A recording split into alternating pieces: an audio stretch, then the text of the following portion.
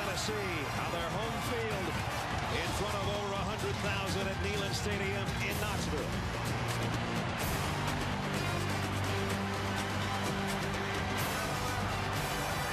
They've won 5 of the last 7 in this series, but Alabama and Nick Saban have won 3 straights.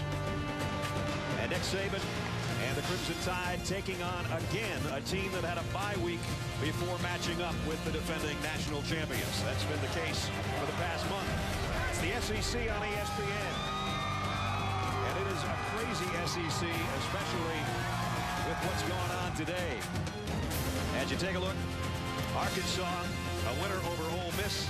Auburn is leading on their home field at Jordan-Hare. South Carolina and Vandy just getting underway, as is UAB and Mississippi State. Georgia and Kentucky starting in about a half an hour. The SEC standings in the East are as crazy as you can get. It's a toss-up for anybody there. And as we take a look at the SEC West, it's a toss-up there, too. Welcome, everybody, to Knoxville. Brad Nessler along with Todd Blackledge. That's the key right now. Tennessee, well, it's Derek Dooley says he doesn't want to call it a rebuilding year, but it's a year in transition, obviously, as they're 0-3 in the SEC. For Alabama, they lost that one game. We saw them rebound against Ole Miss last week. Still a little shaky, but what they want to do now is keep pace with the rest of the West. And they're in good shape. They're in good shape to still win the West, to get to Atlanta. They've got tough games ahead of them. I thought last week they rebounded defensively and played very well. Offensively, I think Nick Saban would still like to see them get their toughness back in their offensive line and get the running game with Ingram and Richardson going again. That's been a little bit of a struggle here the last 3 weeks. They really haven't had a great ground game since that Arkansas game when defending Heisman Trophy winner Mark Ingram had a huge outing. But as we get set for football in Tennessee, Alabama won the toss and deferred. So Tennessee will have the ball first, and we're underway in Knoxville. Down to the goal line to Eric Gordon. Gordon, who fumbled a punt and a kickoff against Georgia a couple of weeks ago in Tennessee's last outing, gets it out across the 20 to the 22-yard line where B.J. Scott made the stop. Familiar name if you're a fan of quarterbacks. Sims, Matt, takes the reins for Tennessee's offense. Tyler Bray, the true freshman, will play as well and probably play early, maybe 2 or 3 series into this. But Sims, great leadership qualities, as his daddy had, and his brother Chris as well, who's here tonight with his family. 1st and 10 for the Vols. They want to throw probably often tonight. Lasers one out to Gerald Jones, and it's a pickup of about 5. Let's take a look. Tennessee offensively. A lot of youth on their front line with Thomas, Shaw, Gooch, Fulton, and James. The backs and receivers, Torrey Poole behind Kevin Cooper, Moore, Jones, and Luke Stocker's the tight end. And if you look for a strength of this offense, I'd say it's their wide receivers, a nice blend of experience and youth, and a pretty good tight end in Luke Stocker. They'll pick up actually at 7, 2nd down at 3. And on a fly sweep coming around in Demarius Moore. Oh, Moore leveled in the secondary by DeMarcus Milner. And he is still down. The kind of thing we've been talking about all week with both college football and the NFL. And that, I think, was clean. I don't think it was helmet to helmet, but it's the kind of hits that have really sort of captured the entire country this week, and not in a positive way. Well, Milner was being blocked by Gerald Jones, the other wide receiver, and he got off of the block and just came right shoulder high, hitting Denarius Moore. I think Moore thought he was going to be blocked by Gerald Jones, and he escaped that block. Oh, man. And Moore was losing his footing, I think, a little bit right before the hit. Watch him slide out a little bit.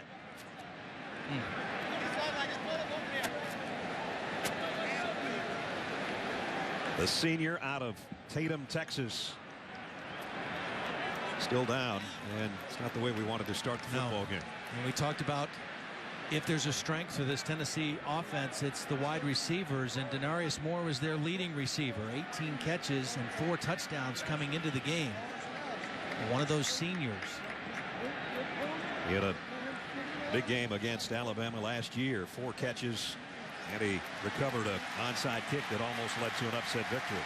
So far they have him sitting up, and that's partially a good sign.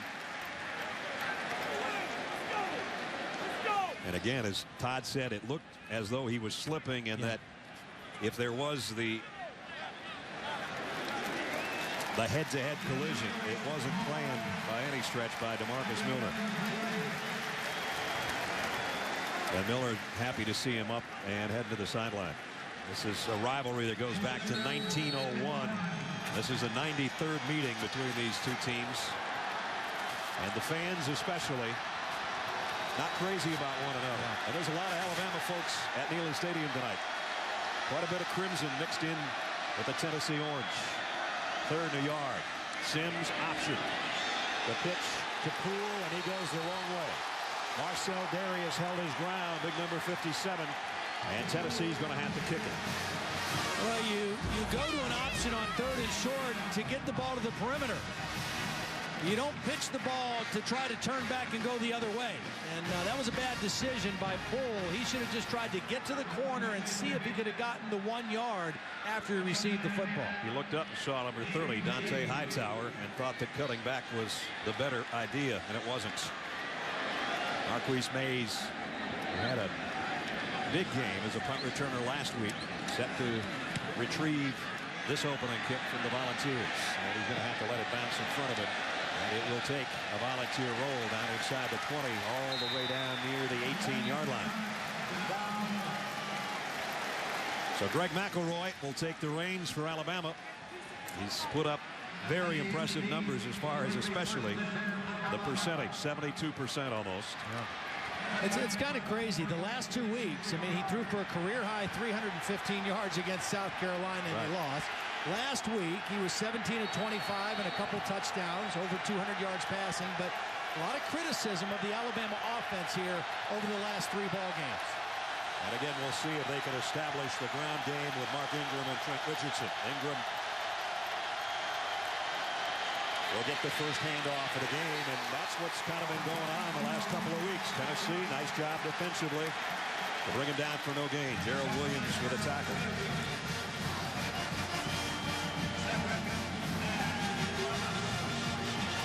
In the South Carolina loss, the running game suffered because they got behind 21-3, and they had to get away from their run game a little bit. Last week, it was the defensive tackles of Ole Miss that made running so difficult. Second down at 10. And now Mays will flush out of that backfield. McElroy in the gun. His first pass attempt to the Knights is complete to Julio Jones on the near sideline. Julio Jones played the first half in the game we did last week before that broken hand started to bother him. No problem here. Yeah, it does a great job. This is a great throw by McElroy. Watch it right over the underneath coverage to Julio on the corner. That's a touch pass and a great way to get your main guy involved early. I think some of the problems sometimes for Julio Jones is it takes a while before they get him involved in the game. First throw and catch, he gets. His 34th, as you saw, this season. And now it's the Wildcat with Mark Ingram.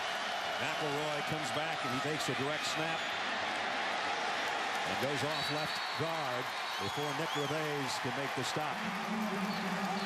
Alabama offensively, same group we saw in front of McElroy and company last week. The Big Eaters, Carpenter, Warmack, Lahos, Jones, and McCullough.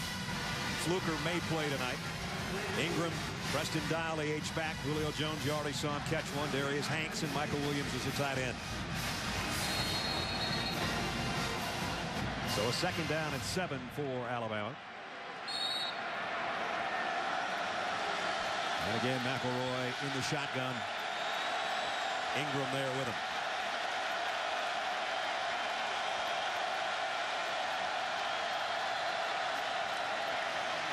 Wants to throw the quick screen out to Jones. Didn't get his blockers picked up like he'd like, and it'll bring up third down for the Tide.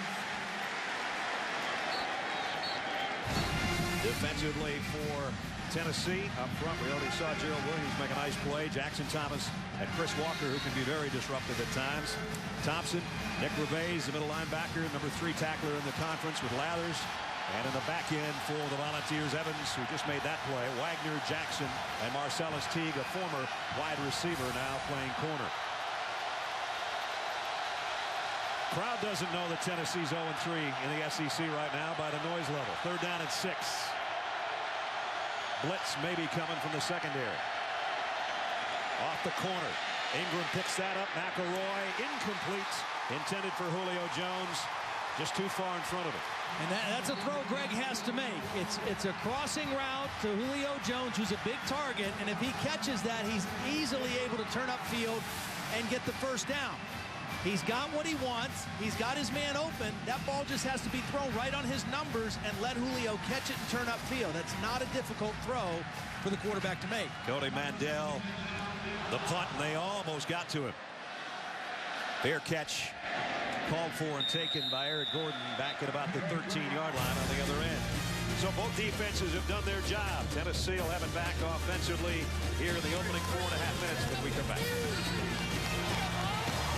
College football in high definition is presented by Vizio.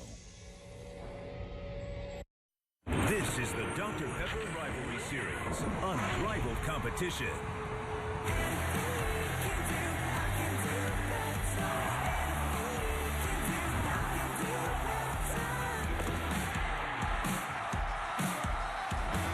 All the great players in this rivalry and great coaches, the current ones, Nick Saban and Derek Dooley, who know each other very, very well, as Derek was with Nick not only at LSU but with the Miami Dolphins before going on to his head coaching stop at Louisiana Tech, and now here in his first year as the head man of the Vols of Tennessee. Not great starting field position for Matt Sims, his own 13-yard line. Looks left and goes that way, and a low delivery but complete to Gerald Jones for a short gain. Defensively for Alabama, we haven't had a chance to set them up yet. We already saw the big fella, number 57, Marcel Darius, make a big play tonight. Josh Chapman, Kerry Murphy join him on the front wall. The linebackers are a good group, and Williams, Johnson, Dante Hightower, and Upshaw. And in the secondary, Milner, Kirkpatrick, Mark Barron had an interception a week ago, and Robert Lester. 2nd down and 6. Sims all alone in that backfield. And the quick throw, ooh, that was dangerous. Jones almost had the interception. Let's check into the 3rd member of our team, Holly Rowe. Holly? Well, guys, Denarius Moore is out for now, the wide receiver that just got that tough hit on his helmet. I saw him talk to a couple of the guys on the sidelines and tell them he's fine, but the trainers want him to sit out for a few minutes. They haven't given him his helmet back. They want to see how he reacts in the next few minutes. But I can tell you he's up, he's alert, he's talking to guys and talking about some strategy. So right now it does look hopeful for later, depending on how they evaluate him. That is great news. Here it's 3rd down and 6. Justin Hunter, the true freshman, one of the main targets for Sims. Pump fakes and now goes incomplete. Flag, and it's Hunter, the intended receiver, and it's Kirkpatrick, the guilty party. You know, I thought Matt Sims made a little bit of a mistake trying to leave the pocket when he didn't have to, but then he made a great move by throwing it in the vicinity of Hunter and letting him try to make a play on an underthrown ball. And he didn't get the catch, but he drew the interference from Kirkpatrick.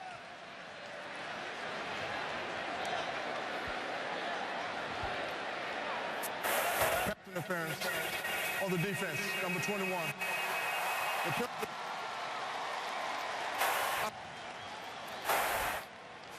We're having trouble with our referee, Mike, but again, we'll get another look at it. See, Sims leaves the pocket, and he really didn't have to, and he ran himself into trouble. But before he got hit, he does a nice job of giving his receiver a chance, and Kirkpatrick, not knowing where the football was, created the contact. Not only ran himself into trouble, he ran himself into Damian Square right in the chin. And we'll see if Matt Sims, who's been sacked more times than anybody in the conference, can shake that hit off. He's going to run it. And he found an opening. Sims puts his head down, and the ball comes out at the end, but he's down, and he picked up about 9 yards. But boy, after taking the hit on the previous play, you don't want to take too many of those. You know what? And he prides himself on being a tough guy, and the coaches told us he's a tough guy. But you know what? You got to be a smart guy sometimes too as a quarterback. And sometimes get what you can get, then get down. Don't lower your head and take on their best defensive player in Mark Barron, because that's usually not going to work out too well. Ironically, Alabama's had the same trouble with Greg McElroy. He sometimes takes shots he doesn't need to take either. But it was a 9-yard pickup for Matt. 2nd down and a yard. Torrin Poole behind him now as he's under center. And Poole has a first and a whole bunch more. Torrin Poole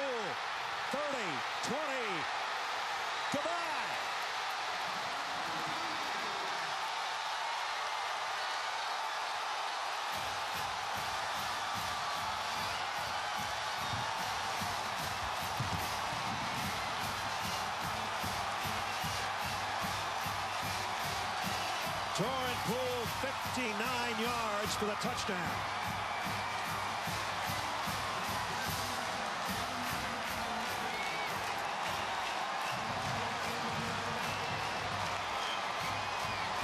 Extra point is up and good.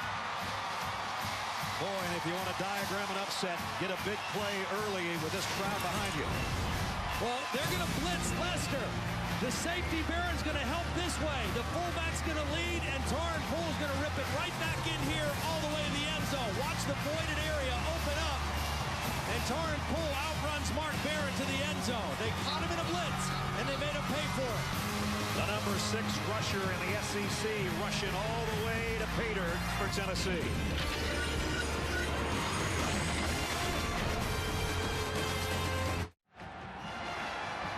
ESPN's College Football Primetime is presented by Hampton Hotels. At Hampton, we love having you here. And in part by the new 2011 Lexus IS, wheeled precision.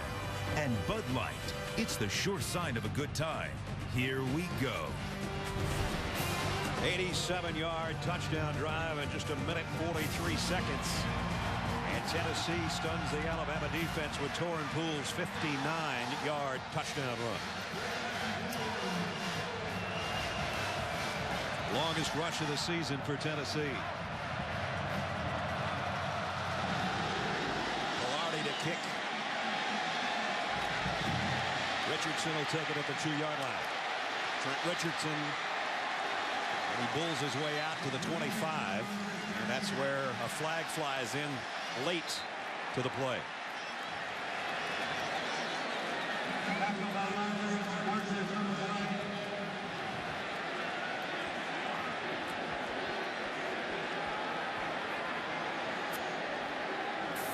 Personal roughness, number 50.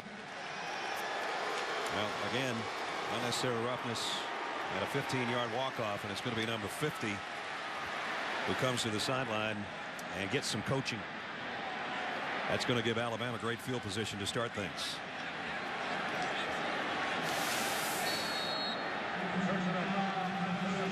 And there you say we're way late and unnecessary. Trump, the freshman out of Birmingham, ironically enough, an Alabama native who picks up the big penalty for the Volunteers. McElroy first down at the 40. Wants to throw on first down, flares it complete. Going to be about a 9-yard pickup to Darius Hanks. Hanks knocked out of bounds by Lathers. That's complete to Hanks. Hanks, another one of those weapons, along with Marquise Mays and Julio Jones. Mays was the special teams player of the week for all the punt returns he had a week ago in the victory over Ole Miss. Put up 125 yards in punt returns. So Alabama approaching midfield here with a second down and a yard. Single coverage out here on Julio Jones. I know it's 2nd and 1. Ingram will get the 1 and about 5 more. First down, Mark Ingram. This week, ESPN's Monday Night Football, the Dallas Cowboys, boy, they need a win, 1-4. They take on their NFC East rivals, the New York Giants, winners of 3 in a row. Coverage starts 7 o'clock with Monday Night Countdown served up by Applebee's. Cowboys are hurting. Need a little something to go right for them. Alabama in Tennessee territory now. First down at the ball's 45. Hanks, the motion man, the pistol set. McElroy asking for the ball and finally getting it. Play action, wants to throw it out. And this screen is going backwards. Nice job by the Tennessee defense. Prentice Wagner led the way, the safety out of Clinton, Louisiana. Well, the key is the quick reaction, the quick read by Prentice Wagner. I mean, he knew exactly what was coming. That's not a slow developing play. That's a quick hitting play, but Wagner was on top of it right away, slowed him up, and they got the loss of yardage play. Here's the first long yardage situation by either team tonight. Second down at 14 for the Tide.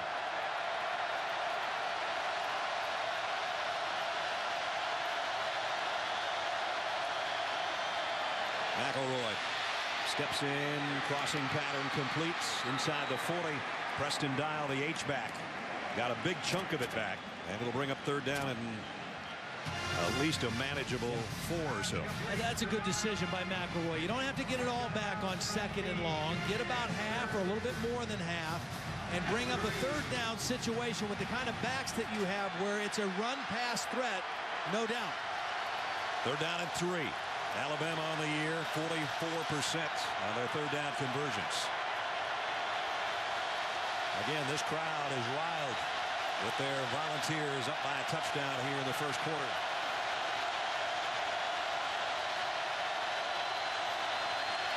McElroy wants to throw for it, and he's got it. Complete pitch and catch. Julio Jones out of bounds with a 1st down. Holly? Well, guys, Coach Nick Saban told us last night that he felt like his team had lost some toughness. He said where it really affects us is at the line of scrimmage. Last year, we could run what we call personality plays, where no matter what the defense was doing, we could just run the play and knock it out of the ballpark. Look at this. Here's what the offensive line was doing in their pregame. They do this every game, good on good against the defensive line, but the offensive line was winning a majority of these battles, guys. They are looking like they're trying to get some of that toughness back. Trying to run them out down there. And they moved it down to the 32-yard line of Tennessee. 3 wideouts, but McElroy under center will fire a 1st down pass to Mays, and he might have another 1st down. He's collared out of bounds right at the 1st down marker. I just want to build on what Holly was reporting about the offensive line, because you know that's what sets the table for all of Alabama's offense. And there's been criticism from Alabama fans. We've got all these starters back. Why is our offense struggling? It's because they haven't run the football.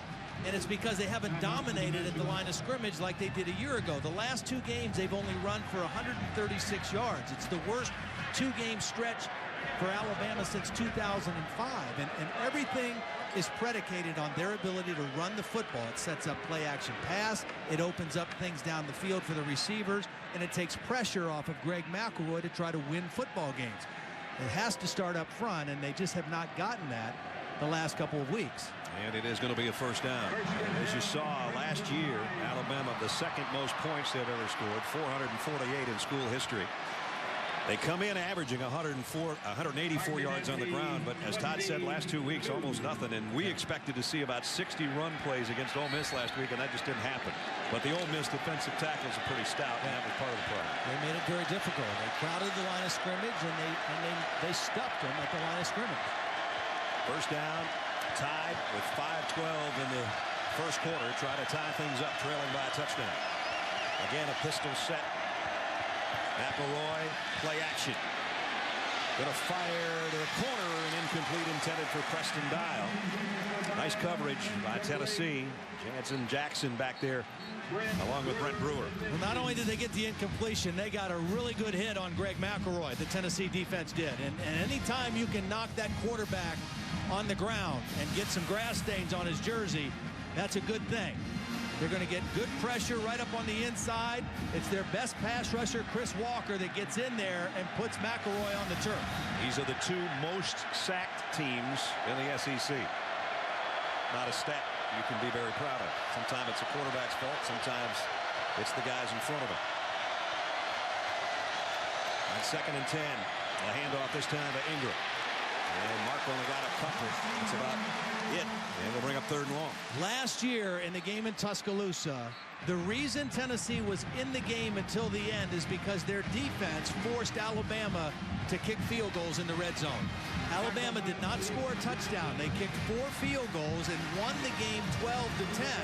But it was because the Tennessee defense was able to play well in the red zone and stop them from getting touchdowns. That's Justin Wilcox, the 1st-year defensive coordinator who came over from Boise State here in Derek Dooley's 1st year as the head man of the Volunteers.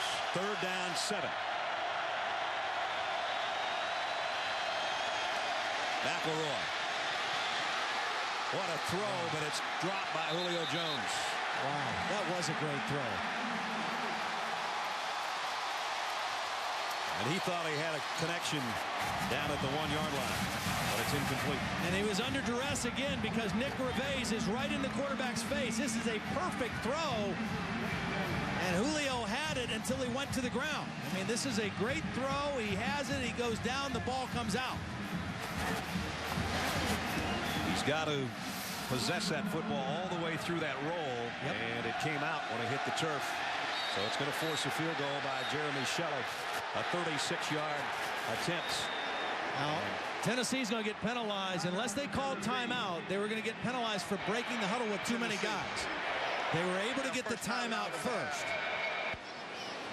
Derek Dooley was about to lose it right there because they were going to give up a bad penalty with having too many players on the field, and they've been down that road before. With LSU, and that cost him a ball game.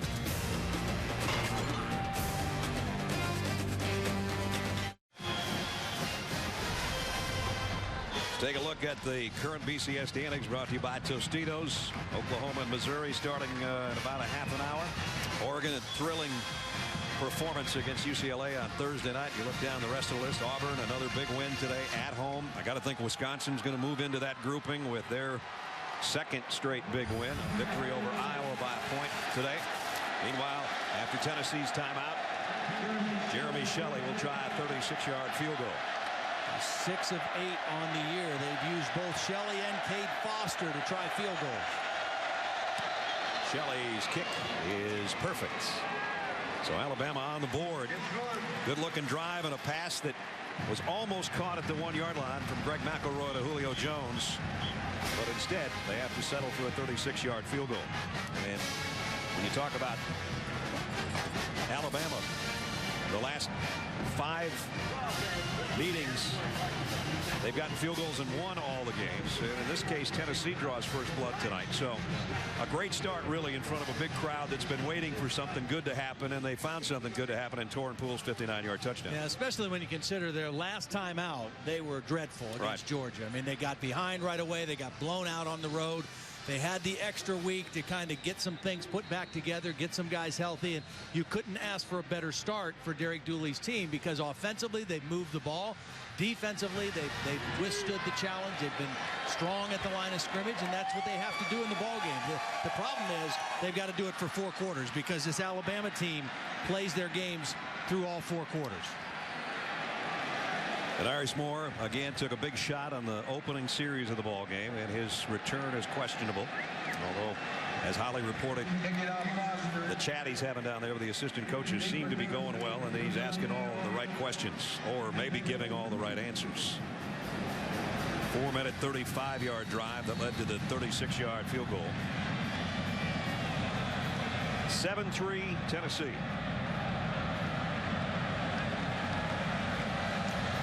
Cade Foster, the other kicker that Todd mentioned, to kick off. And this will go to the 5-yard line. The Rajon Neal, the freshman running back, and he's running the wrong way.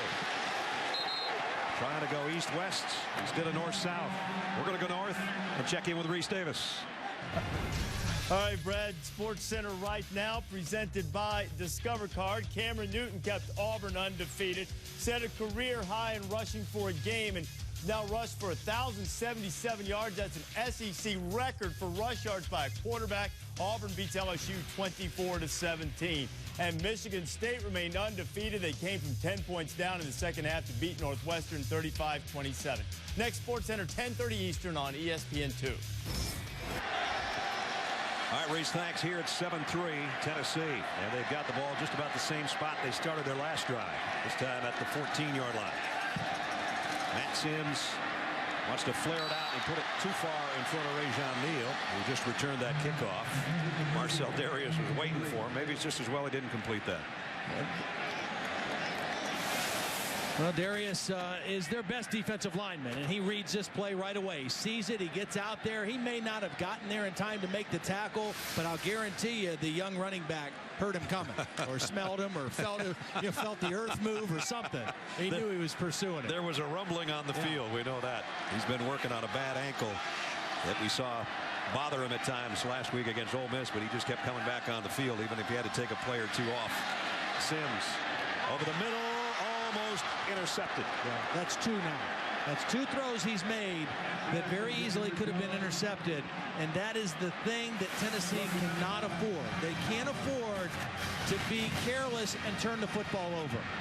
When they lost to Georgia, they had 3 turnovers, and they got blown out. They're not good enough to turn the ball over against a good team and be competitive. When they lost to LSU, they forced 4 turnovers, they committed none, and the game went down to the very last play. They must take care of the football. Now you got to watch out against this Alabama defense with Mark Barron and the guys in the back end on 3rd down and 10 for Sims. Here comes a little extra heat. He got the pass away to Neal. And Neal's not going to get away, though. Damian Square had him squarely in his sights and brings him down, and Tennessee will have to kick it. Kirby Smart, the defensive coordinator for Alabama, has to like that series. And I talked to Kirby before the game, and he you know, they're always nervous before the game, all coordinators, but he was like, you know, these guys know us well. I mean, right. Derek Dooley, Charlie Baggett, the wide receiver coach, was with us at LSU. I mean, they're familiar with what we do. Cunningham to punt. Marquise Mays on the other end. High kick. Marquise has got to take a fair catch and will do so at about the 41-yard line. You just mentioned these guys know each other very well. We talked to Nick Saban about what impressed him when Derek Dooley was an assistant coach with him all those years. I always saw the big picture. You know, some assistant coaches, that's difficult for him, but he always saw the big picture, and it's probably because of being in a football family with his dad Vince and his mother Barbara, and who have become very good friends at the lake. They're our neighbors, and so this is a real personal thing for us in terms of our relationship with Derek and his entire family. Of course, Derek's dad won 201 games at Georgia, including the national championship in 1980. And I'm sure Vince and Barbara are watching tonight's. Down the middle with a throw, incomplete, and McElroy again got planted as he let go of the football. Yeah, that's been a consistent theme. And during the last possession, at the end of the possession, Greg McElroy was talking to the officials, I think maybe to say, hey, wait a minute, are they hitting me late? Because I'm getting hit a lot. But every time he's thrown it tonight, he is getting planted. That time it was Gerald Williams. Good, clean hit. And it's guys coming free. That's the kind of the alarming part if you're Alabama. It's not wholesale blitzes, but guys are coming free. Tennessee came in ranked 11th in the conference with only 7 sacks. And they are getting pressure on number 12. Here's Trent Richardson. And Richardson into the secondary. Best run of the night for Alabama and a first down, a pickup of about 13.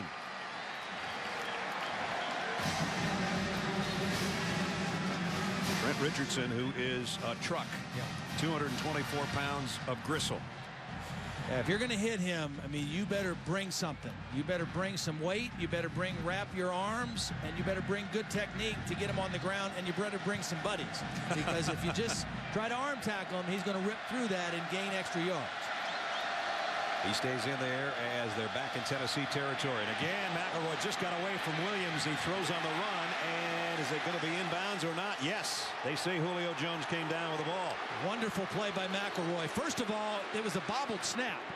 And Gerald Williams came flying in a la LeVar Arrington of Penn State a few years ago, diving at the quarterback. McElroy is able to get away from it, keep his eyes downfield, and make a nice throw on the move. Get another look at the end of it. Julio Jones trying to drag those feet. The fans here don't think he did. That looks pretty good right there, though. And he ends up with a 9-yard gain. Second down and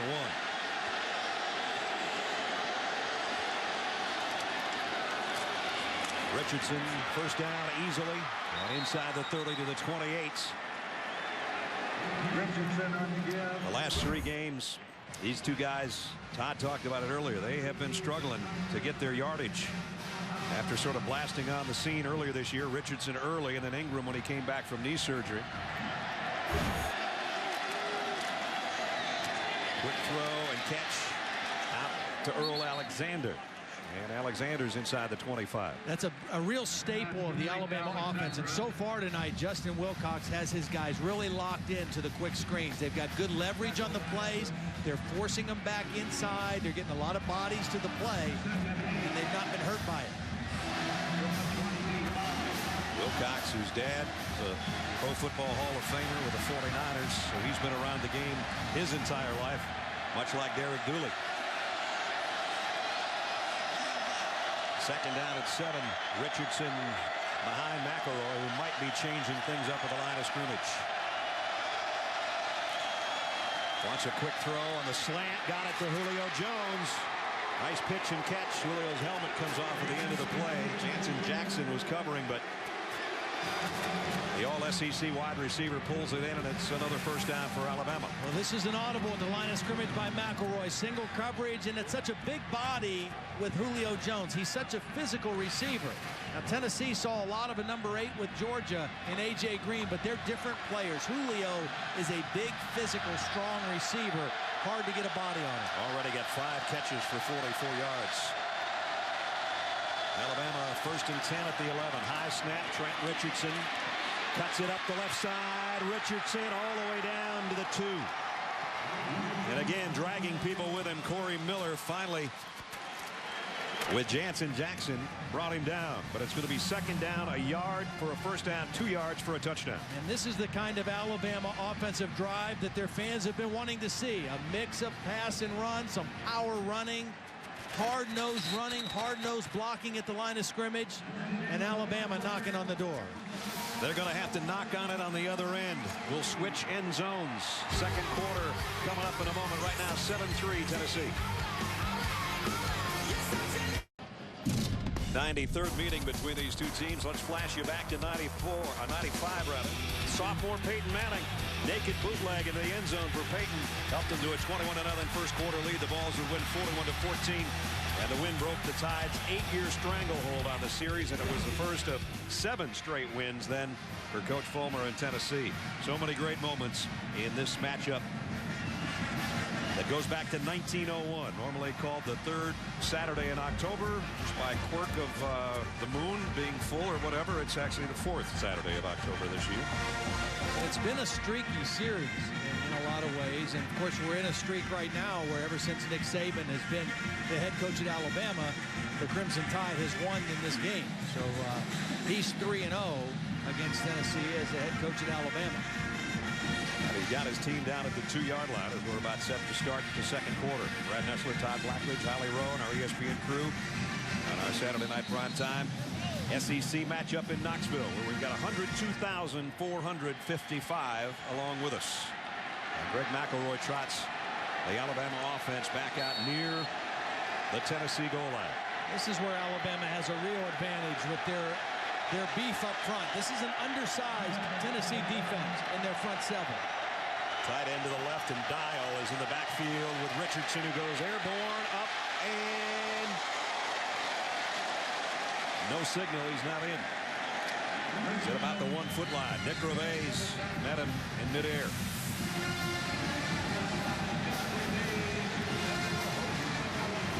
And Nick saw him coming. Yep. Kept him out of there. But again, he's down to about the 1-foot line, and also it's 1st and goal now. So can Tennessee come up with a turnover or prevent Alabama 4 times from about the 1-foot line? 1st and goal. McElroy, quarterback keeper, and he's in. Touchdown, Alabama.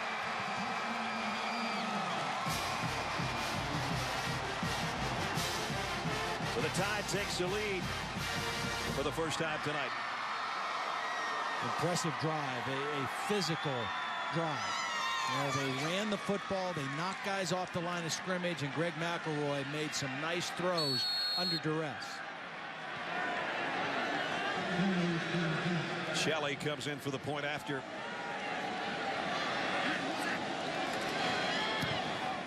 And it's up and good. 59-yard touchdown march in a little over 3 minutes. Capped by the quarterback from 1 yard out. Tied 10-7.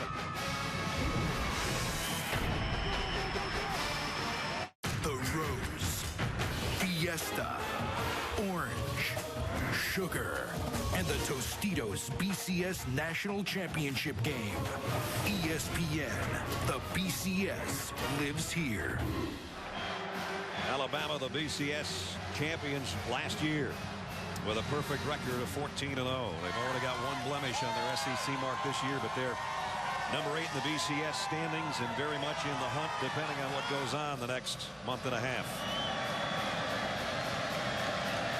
David Aku back deep, rolling on the kick. We'll go to the 1 yard line. Eric Gordon across the 20, and that's about it.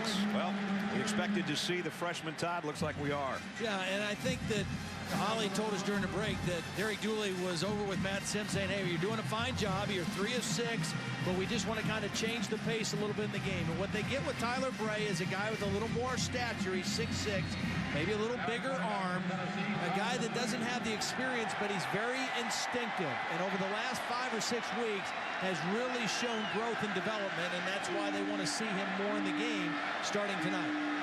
He was 8 of 12 for 81 yards in sort of mop-up duty 2 weeks ago against Georgia. Let's see how he does in a competitive situation here. Goes downfield with it, and incomplete. There was a flag down at the snap. Well, there was a flag down right before the snap, and I thought that was defensive holding in the back end during the throw. That did not get called. I agree with you on that. Hubert Owens is going to give us a false start, I think, on Tennessee. Illegal formation. 5 players in the backfield on the offense. That penalty is declined. 2nd down. So the penalties decline. It brings up 2nd down. College fans, it's time to put your college on the map. You can build your own campus from scratch with ESPNU College Town. Find your school, pick your buildings, recruit your players. You can even challenge your friends across the country to see whose program's #1. Go to BeTheDean.com now and start playing. We're playing here from the 24 on a 1st down run. Flags are down. Poole again into the secondary. And again, penalty markers on the play.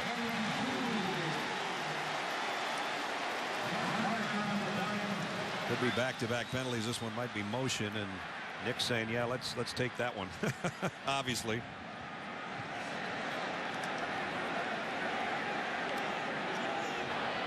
Illegal motion. Number 21 on the offense. That penalty is 5 yards from the previous spot. 2nd down. Derrick Rogers, the freshman wide receiver from Calhoun, Georgia. And he was guilty of the motion penalty. You don't want this kind of stuff going on. I mean, Alabama doesn't need your help if you're Tennessee. No. I mean, you've got to play at the top of your game. Don't turn the ball over. No foolish penalties. Don't put yourself in difficult situations. For a freshman quarterback, this is a difficult situation on his own 18-yard line. All 3 wideouts to the near side, and now Rogers, who was guilty of the penalty, and motion back the other way, and he might be guilty again. Derrick Rogers came forward at the snap, and that's one of the reasons he's not playing more. All the folks in Georgia who thought he was going to be a bulldog. Offense number 8. 5 yards from the previous spot. 2nd down. They call it on Bray. They could have called just about anything there, but Derrick Rogers was a guy that was committed to Georgia, and when Derek Dooley came here, he talked him into becoming a Tennessee Volunteer, and he has some of those mental lapses. He doesn't get it quite like Justin Hunter, the other true freshman wide receiver, does, at least not to this point. Now they find themselves in 2nd down and 20, and this is going the wrong way for Tyler Bray. See if he can throw himself out of it. Tipped. Incomplete. Nice coverage by Dre Kirkpatrick on Justin Hunter, the other freshman wide receiver, number 11, right there. Yeah, the last time they threw to Hunter against Kirkpatrick, it was underthrown, and Kirkpatrick had pass interference. This ball was not underthrown. Kirkpatrick saw it and was able to go up and make a play on the football. Well played by Dre Kirkpatrick. Justin Hunter on the sideline. Had a big game against Georgia. 4 catches for 110 yards and a touchdown. There's his numbers on the year, and they're very high on him. 6'4", big target out of Virginia Beach, Virginia. And now it's Poole on the ground. He had a 59-yard touchdown earlier. Getting a very short game. And Tennessee is just going to have to kick it away. So that whole series was blown up by the first penalty, then the second penalty, and third yes. Yeah. I mean, it's again, it's hard enough to go forward against Alabama, but when you go backwards on your own, it makes it even more difficult. Chad Cunningham to punt. Marquise Mays hasn't been able to field one and get a return so far tonight. He's going to try this one. Tough catch and a tougher result. Penalty marker. Jansen Jackson, great coverage on the punt. We got a holding penalty on Tennessee on the punt.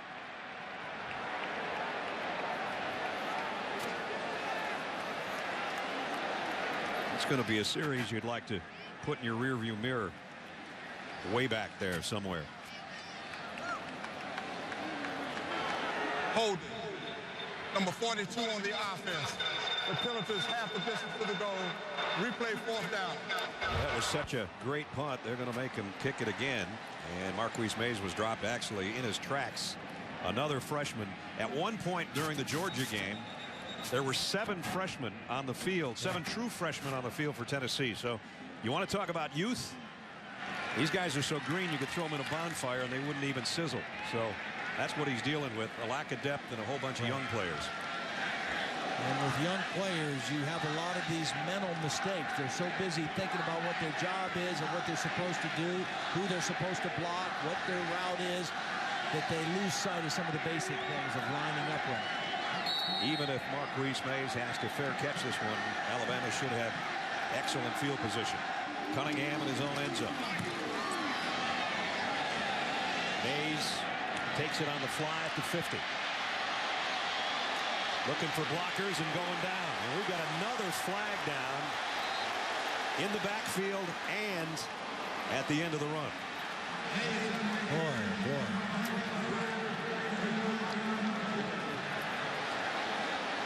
Now, so we hit a 5-minute stretch here where it's laundry day.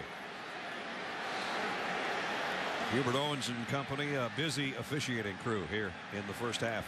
The only good news for Tennessee out of this, the only good news, is that because of all these delays, their defense at least has had a chance to rest after the last possession. Oh, that a boy. Way to find that glass half full, partner.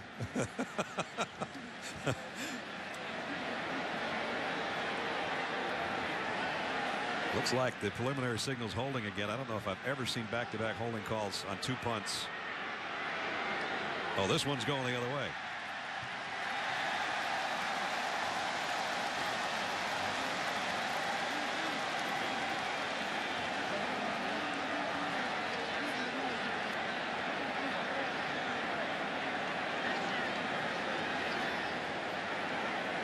Both coaches have puzzled looks. Yeah. Here's the call.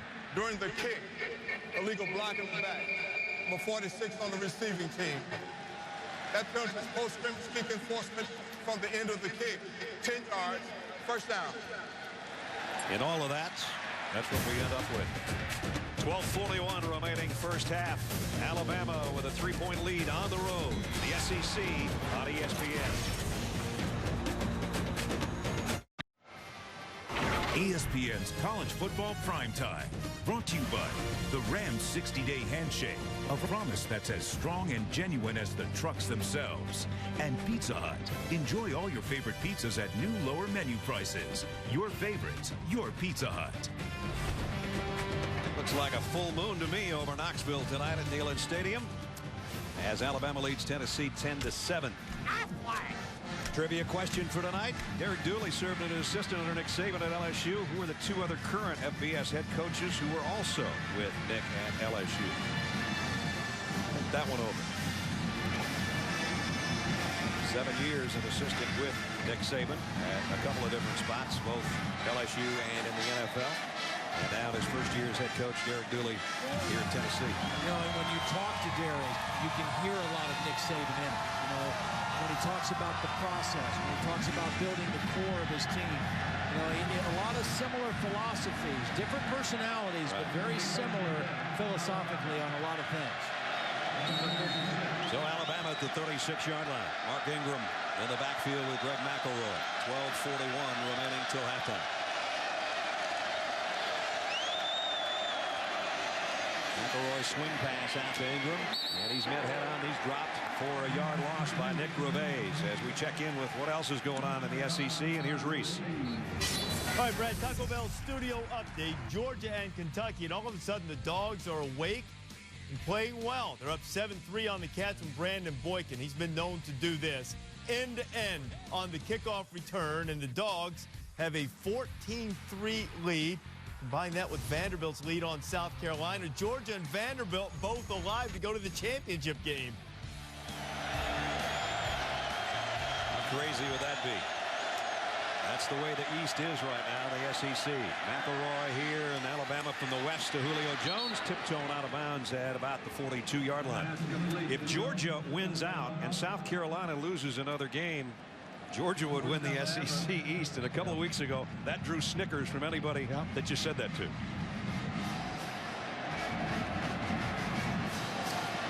Mark Ingram looked like he took himself out after that last swing pass where they got knocked out of bounds for a yard loss.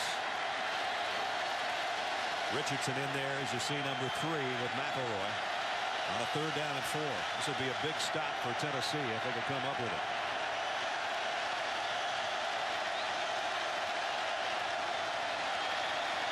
McElroy fires complete, and he's got a 1st down. Only needed 4 yards, and he got 5. Another nice job by McElroy coming off of his primary. He started out looking left. He was looking towards Julio Jones. Watch his eyes look left. He doesn't see what he wants. He shifts his eyes back right and finds what he needs for the 1st down. That's good pocket presence, and that's knowing where all his available targets are. Tennessee was a man short. They hustle somebody out to that defensive line on a 1st down, Alabama. McElroy again to throw on 1st down. This time going deep down the sideline. Jones has got it. Julio all the way to the 10-yard line. Something they have not been able to do in recent weeks. Get a deeper ball to number 8, and they hook up there. Well, they threw it to him the very first play of the game, and he's been on it the entire game. I mean, he is off to a great start. He runs right by Art Evans. He's so difficult to jam at the line of scrimmage because of his strength that he immediately gets separation, and McElroy makes a nice throw to him. But you get him involved early, you get his confidence up, and then he is really difficult to defend. We see Alabama again. They can get a 1st down inside the 1-yard line. So it's 1st and 10. And it's Trent Richardson trying to bulldoze his way, and does for maybe 3 yards. Brent Brewer from the secondary in on the stop. We talked about the lack of being able to get the ball downfield at the next level, if you will, when statistically. And since 2009, there you see the numbers. Try to hook up with Jones and unable to, but that one was good for 43 yards. Now, part of that number is because teams know how good he is, and they're going to give some double coverage. Right. But when you get single coverage opportunities, you got to make them count, and McElroy did the last time. Julio's to the top of your screen right now. McElroy has to get rid of this one in a hurry, quicker than he wanted to. And he got hit again as the pass was intended across the middle. You know what? Tennessee's getting a helmet penalty because Brewster's helmet came off. Now he's arguing that it broke. Something broke on his helmet, and that's why he took it off. The linesman is showing our referee that.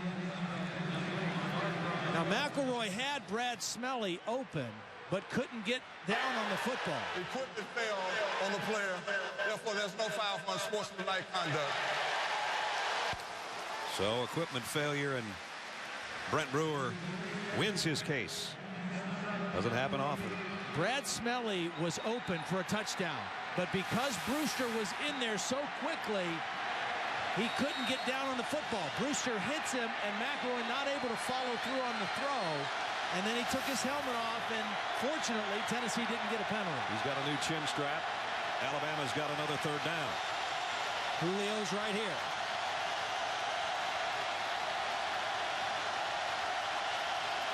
They're going to bring the heat on McElroy.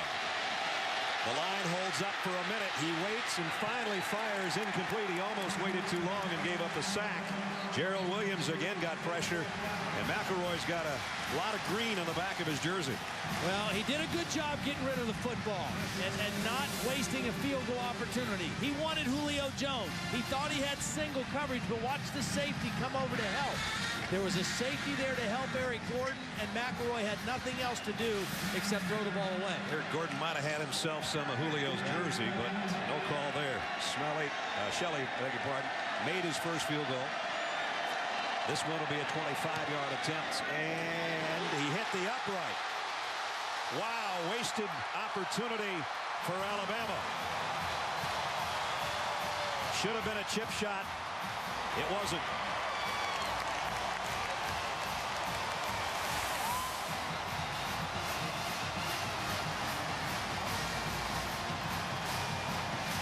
right in the middle of the left upright, and out it comes.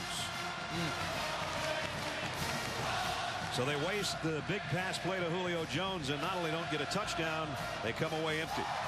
Tyler Bray is back in the game, which doesn't surprise me because that last possession was such a disaster. They didn't even let him have a chance to do anything.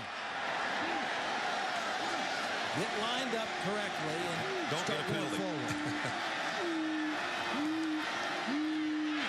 And on the ground, Poole only got about a yard. Nico Johnson made the tackle. Well, a little bit earlier in this quarter, we asked you the trivia question, which was Derek Dooley served as an assistant with Nick at LSU. Who are the two other FBS head coaches who are also with Nick in Baton Rouge? The answer, Jimbo Fisher, now the head coach at Florida State. Mike Haywood at Miami of Ohio. Bad for Tennessee. Luke Stalker, their talented tight end, just took himself out of the game. Looked like a left shoulder he was favoring when he came to the sideline. They like the young guy, Michael Rivera, his backup, and he's going to have to be in there now as we've got another penalty marker down at the line of scrimmage. Now the Hightower marker on the play. Now we saw about 100 penalties last week between Alabama and Ole Miss, and that's the kind of quarter we're having right now here in Knoxville. There's no foul for 5 players in the backfield. There were only 4 in the backfield. No foul. We'll pick that one up. Let's check in with Holly. Guys, after that last tackle out of bounds on Mark Ingram, he felt uncomfortable. You could run over to the sideline and talk with athletic trainer Jeff Allen. Just now he ran back into the locker room, did something, and now he's back out on the Alabama sideline. But something clearly bothering Mark Ingram. We weren't able to get an answer on what it might be, but it could be a leg injury. He looked a little gimpy when he was running back off that sideline. You know, we saw him hit that tarp after he hit the sideline, and sometimes you slip like that and you tweak your hamstring or something else, and that could be it. Here's a throw and catch and first down, Gerald Jones. And he's run out of bounds on that same tarp, but he gets help from his friends, and that somebody who's not even in uniform for Tennessee on the sideline pushed the Alabama defender. Now, how stupid is that move? Yeah, not very funny. I know that. I'm sure Derek Dooley doesn't think it's funny. That's Ben Martin, who's not even playing. He's in street clothes with the exception of his jersey, and I saw him with the push on the Alabama defender, Kirkpatrick. Maybe that's not the call, but I would be willing to bet it is. After the play was over, personal foul, number 99 on the offense. After the play was over, personal foul, number 21 on the defense. Both penalties canceled. Luckily, for number 99, number 21 retaliated. Here's another look at the end of the play. Now watch a player who's not even in uniform right here. Right there with a visor. And here comes Kirkpatrick, and he gets one of these. Get off our bench. And Kirkpatrick says, well, I had a right to be there, and he shoves Gerald Jones. So they offset each other anyway. Maybe that's just as well. Bray with the throw, well behind his intended receiver, who didn't turn around in time, Justin Hunter. Yeah, I think that was intentionally underthrown, which you do sometimes on you throw to the back shoulder, but he was not on the same page with Justin Hunter. Now, he made a great throw on the third down play before the penalty on the sideline to get him to this point. I think what they like about Tyler Bray, or why they want him in the game, is they just feel like even though Sims has done an adequate job, they're not gaining many yards and they're not scoring many points, and they need a spark offensively. They only trail a field goal here to 8th-ranked Alabama with 8:10 to go in the half. Here comes the pressure on Bray, and he got rid of this baby in a hurry, and he almost threw it right to Marcel Darius. Well, he did throw it right to him. He just couldn't make a one-handed catch. I mean, they really fooled him on this play because they brought pressure with Hightower, and they dropped the end. Watch Hightower rush and Darius go out into coverage, and he thought he was throwing it away, and he almost got it picked. And of course, Marcel had an interception the late stages of the second quarter in the national championship win over Texas last year that he took to the end zone for a score. Again, you've got to be smart with the football. 3rd down at 10. Alabama loading up like they might bring pressure. They back out of it. Bray fires far sideline and in and out of the hands of Rick Rogers. Pretty good coverage over there by DeMarcus Milner. And it's going to be a punting situation. The good thing for Tennessee, though, is, this is an offensive line that's playing with 3 true freshmen. And a guy at center who, just happens to be the guy that's playing center. And they're doing okay. I mean, they're protecting their quarterback. They've had one long run. They just got to keep battling. Cunningham trying to change the field position here, and does with a nice kick. Mays has to fair catch it back inside the 10. So nice job by Tennessee. Remember, a missed field goal by Alabama. They've swapped ends of the field now, and Alabama's in a little bit of a hole when we come back.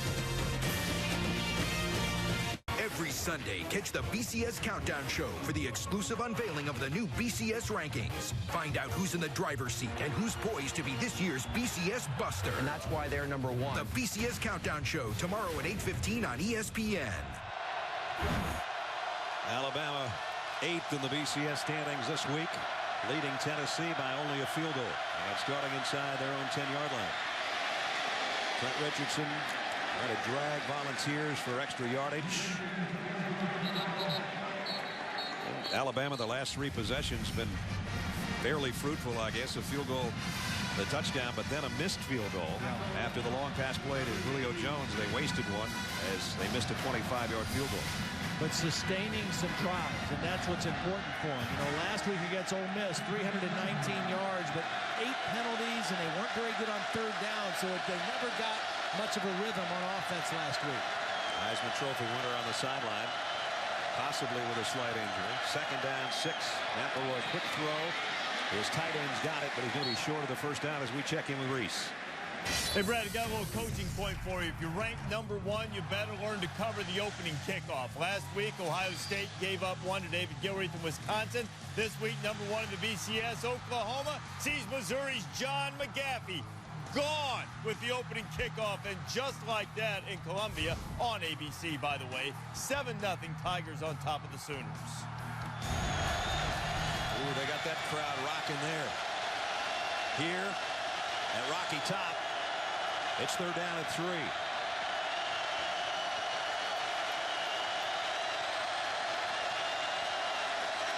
Handoff. Richardson, Rebay steps in and keeps him from getting the 1st down. I love the way this kid plays, Nick Rebay. He's a senior. He's played his whole career with a chip on his shoulder because he's not very big. He's listed as 5'10", 224 pounds. Watch him. Directing traffic. Get out of my space. I'm making this play. You get out of the way, I'll knock him short on 3rd down. But he just plays every play with great intensity and great passion. And that's what makes him the player he is. And he's a number 3 tackler in the conference. Forces a punt. Cody Mandel at his own 5-yard line. Eric Gordon back on the other end. And he's going to call for the fair catch, and he'll take it at the 38-yard line. So Tennessee won the flip of the field with the punts. And they've got 5:38 to work to try to tie it up or get the lead before halftime. NASCAR Sprint Cup Series is in Martinsville this weekend, and it's on ESPN tomorrow at 1 o'clock Eastern Time. 4-time champ Jimmy Johnson, your current points leader Denny Hamlin, right on his tailpipe, and those two have combined to win the last 8 races at Martinsville. Always got to like the 48 car, though. With Todd Blackledge and Holly Rowe and our ESPN crew in Knoxville, Tennessee with the ball back, and with their quarterback that started the game, Matt Sims, back in. Matt fires in and out of the hands of his intended receiver, and Jones almost had an interception off the ricochet. We talked about this offense. In the 4 games that they've played this season against automatic qualifying conference teams, they scored 13 points, 17 points, and 14 points twice. That's tough to win ball games in any good league when you don't score very much. They've got to find ways to get the ball in the end zone. Stocker in there, in motion, with 3 wideouts for Sims on 2nd down and 10. Matt waits and waits and waited too long. He's going to go down the line of scrimmage. C.J. Mosley put him down there, and again he takes another shot, and he takes one in the head as he's trying to get up. And Jim Chaney, the offensive coordinator, talking with us yesterday about the 2 quarterbacks, and he said, Sims, great leadership qualities, and he is tough as heck. And Bray Really had a couple of nice throws while he was in there. We might see those two alternate the rest of the night. We're not sure. Somebody might get a hot hand and the other guy might sit the rest of the night. Just depends. 5 minutes remaining in the half. A big third down and 10 here. Gerald Jones in motion with a slot on the left side. Sims is looking that way and now throws underneath, and it's incomplete. Stocker, the tight end, the intended receiver. And we got a couple of guys wrestling around on the ground after the play was over. Yeah. Not sure they knew that was a pass or not, because that action was happening about 12 yards down the field. And it was Dante Hightower, the linebacker, with Darren Gooch, the center. At any rate, a quick 3 and out for Tennessee. Tennessee quarterbacks only 4 out of 14 for 29 yards tonight. Cunningham to punt. Oh, nice kick. Mays has to clear out of the way. It's going to drop inside the 10 at about the 8-yard line. Great coverage. Nice punt by Cunningham. Anthony Anderson got down there to down it. So Alabama in a hole again with 4:34 remaining, but they still lead by 3. Let's flash you back between the Vols and the Tide to 2002. Gerald Dixon's going to scoop up this drop lateral, and he's going to take it 65 yards for a touchdown as Bama beats Bill Fulmer and the Vols for the first time in 8 tries, 34-14. That was Coach Franchione for Alabama. Of course, Bill Fulmer with a national championship here. He's got his own road named for him outside the stadium. Alabama, the defending national champions, the defending Heisman Trophy winner, off to the races. Ingram all the way out near midfield. I guess he's not hurt. 42 yards for Mark Ingram. One of the reasons they like to give the ball to him so deep is because he has great vision. He can see where it opens up, and that play can hit anywhere. He sees it, and then he sees the crease. One guy slips in front of him. That was Herman Lathers, number 34, and that opened up a crease for Mark Ingram. You get the ball deep in the backfield, and you use your eyes to find where you want to run. As we approach 4 minutes, Alabama has excellent field position there at the midfield stripe, leading by 3. McElroy, quick slant, got it to Jones, and he's got about 14 more before the Vols can drag him down as we check in with Reese Davis again. Reese? Brett, it really didn't take very long for Oklahoma to answer. Missouri muffed a punt after forcing a 3-and-out. Landry Jones finds Kenny Stills. Stills does a great job getting to the pylon. And on ABC, Oklahoma and Missouri tied at 7. Alabama driving here at the 36-yard line of the Volunteers. Julio Jones over 100 yards receiving. Mark Ingram, another nice run as Jackson brings him down. You know, we're seeing a great performance by Julio Jones. I thought it was really interesting what Nick Saban told us about him. You know, last week they held him out because of the broken bone. They didn't know if he would play. It was all a matter of his pain tolerance. He played. It bothered him a little bit. He took himself out. Could have gone back in, but didn't.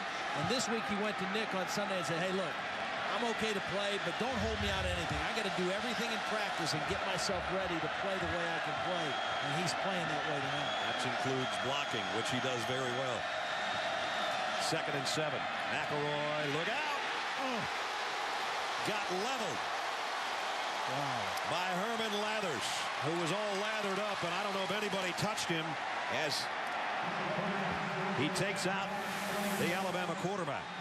And that's just amazing. I mean, he is coming from the inside position as the linebacker. He sneaks around. Nobody picks him up, and McElroy never saw him until the end. He was looking down the field for Julio Jones and didn't see that little stunt by the linebacker Lathers. Lathers, an all-SEC freshman last year out of Baton Rouge. And Alabama's going to take a timeout and kind of regroup here. 2:12 till halftime. Fans are lathered up right now, too. 3rd and 14, Bama, when we come back.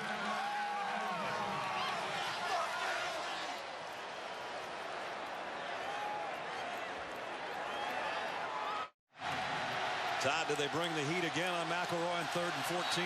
Well, you're in a fine position because they need 14. I think that's the best way to go after him, is make him make tight throws under duress.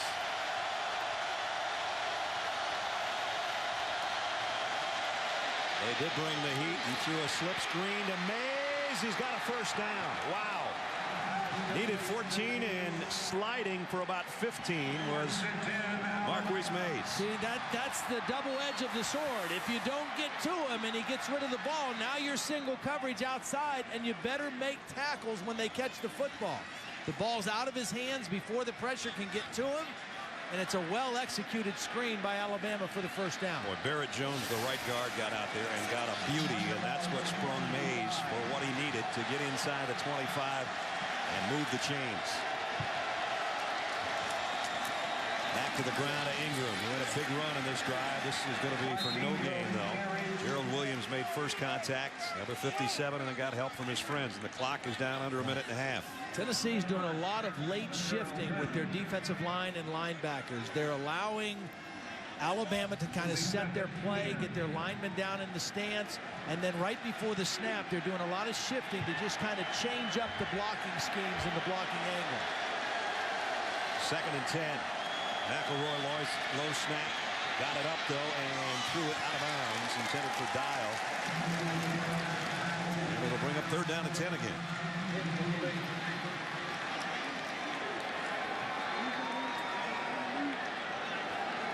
LaMarcus Thompson, who was covering Dial, a little bit slow to get up on the sideline. He kind of waves his teammates off as if to say, I'm fine. Let's get back to the huddle. And let's get back after number 12.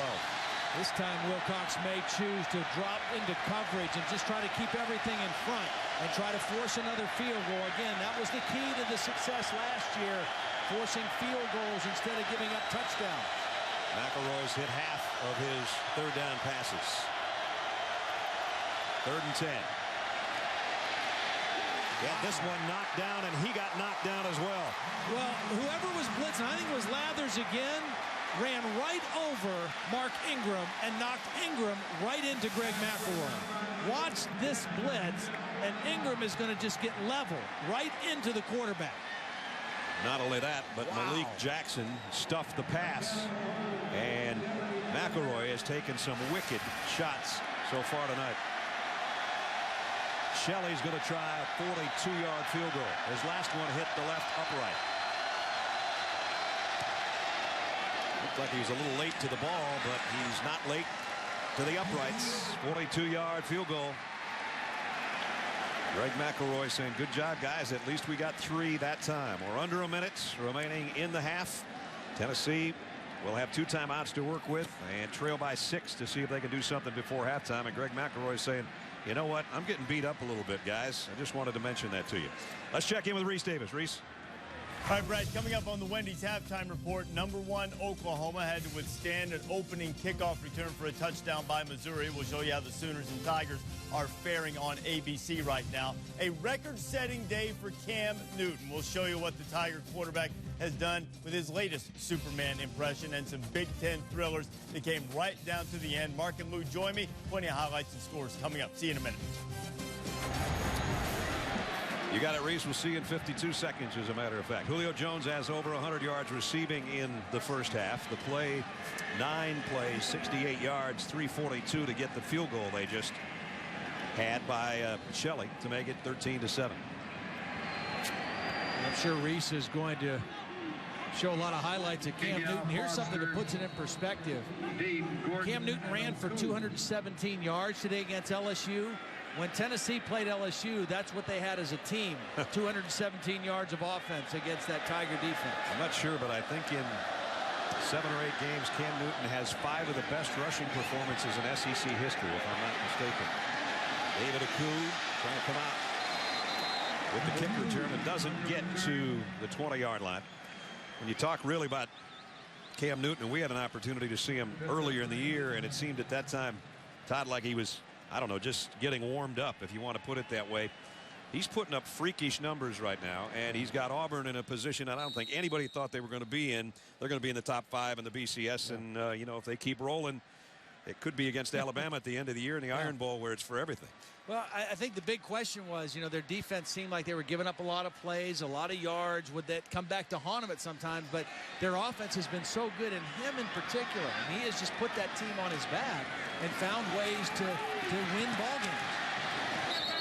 Tennessee trying to find a way to win their first SEC game. And they had the lead in this one on Torrin Poole, who just carried that football 59 yards earlier for the touchdown. But it's 13 unanswered points for Alabama. I just want to finish up about Auburn and Cam Newton. I talked to John Chavis this week, the defensive coordinator for LSU. I talked to him on Friday, and I asked him, I said, what's the key against Auburn? He said, the quarterback run. I mean, that's the whole thing. We've got to do whatever we can to stop the quarterback run. Well, 217 yards later, they didn't get it done. No. Second down at 2 here. Tennessee on the run's got a first down at Poole. Gets out across the 40-yard line.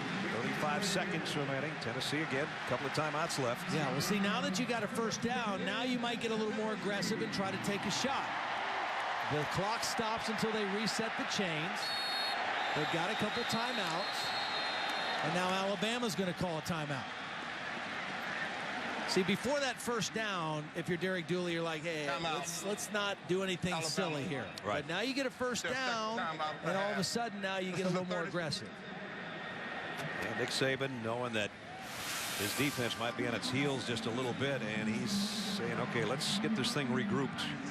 Because they don't want to give up any points before halftime, and Nick's not happy.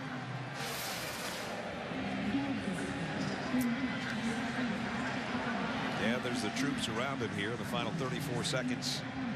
Tennessee started the game with Matt Sims. They went to Tyler Bray for a couple series, and now Kirby Smart and the Alabama defense trying to prevent Sims and company from picking up maybe a field goal before halftime. Tennessee would love to get 3 before halftime. The only problem is they've got some kicking problems of their own, because Daniel Lincoln, their regular kicker, who started the season 7 for 7 in field goal range, has a quad muscle pull. So Michael Polardi would be the young guy. There's Lincoln, who would try to attempt the field goal here before the first half ends. Sims pumped once, comes back to his other receiver, and a nice throw to Rick Rogers inside the 40 and down to the 38-yard line. Yeah, and he got the ball out of bounds too, which was well done. Sims getting them lined up. This was his second receiver. You're right, he double clutched. He wanted the tight end first. That was covered, and he was able to see Rogers out on the outside. And the freshman got it out to the 38-yard line with a first down. Sims back to work, rolling a little bit to throw, and does complete to Stocker. Now you got to call timeout right here. Got to call timeout because there's under 20 seconds. Timeout. Tennessee. With 19 remaining, and they've got one timeout left, which they might need to get their field goal unit out there. But again, they had moved it quickly, and it was all that initial first down that they picked up that changed the whole concept here of the late stages of the second quarter. Chris Berman hosts ESPN's 2-hour Sunday NFL pregame show. Coming up tomorrow, you get all the news and the latest updates from stadiums around the league right up until kickoff. Sunday, NFL Countdown, presented by IBM. Tomorrow morning, 11 a.m. Eastern Time. There's Polardi. Michael, who is 0 for 1 so far on the year. They tried a 45-yarder against LSU and missed. This was pregame 53 yards. He's got plenty of leg. They think he's going to be a great kicker here. Of course, pregame is one thing. Yep. Real game with your helmet and everything else is a little different deal. So here we're down to the last 19 seconds. Second down at 3. Alabama comes with a blitz.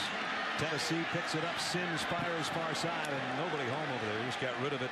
So Marcus Milner was the closest guy, and he's wearing white and crimson. So 14 seconds left. Now, if you try to pick up the first down, if you go down the middle, you got plenty of time to call a timeout, your final one, and get Polardi and company out there.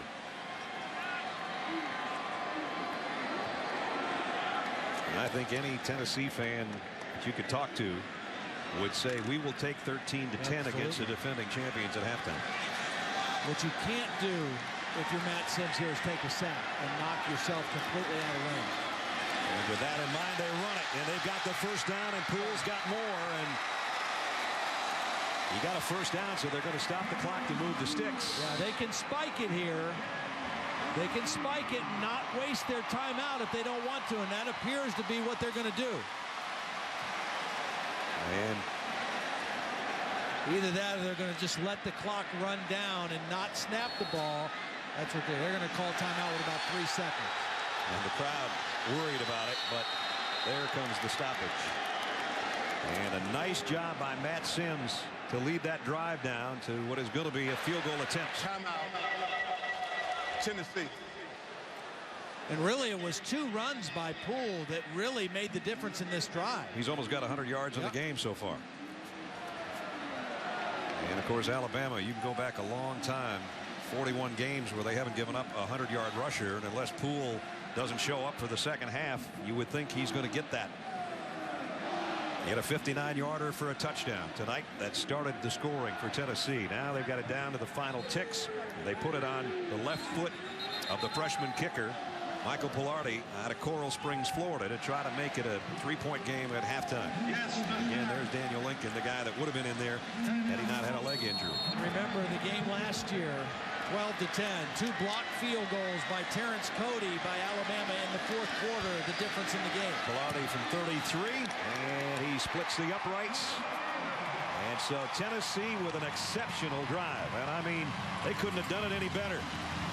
I don't think Nick Saban's happy about it, but Derek Dooley will take it as the Vols head to their own home locker room here at Neyland Stadium, trailing 8th-ranked Alabama by only 3. Let's check in with Holly Rowe. Coach, what do you got to do more effectively to stop their running game? They've got 96 yards by 1 guy. Well, we're playing dime rabbits there, and they probably run for 60 of it right there. And they broke 1 run on a pressure, so we just got to stay in our gaps, do a better job of tackling. For your offensive line, what do you have to do to take the pressure off your quarterback? Well, you know, we're doing a good job of throwing the ball. We got people open. They're doing a lot of blitzing. We got to make them pay. Thanks, Coach. All right, thank you. Alabama with the lead at halftime, and normally they win games, but this is a very tight one. Halftime, Alabama 13, Tennessee 10. Time now for the Wendy's halftime report. Reese, Mark, and Lou standing by back at the studios. This is the Dr. Pepper Rivalry Series, unrivaled competition.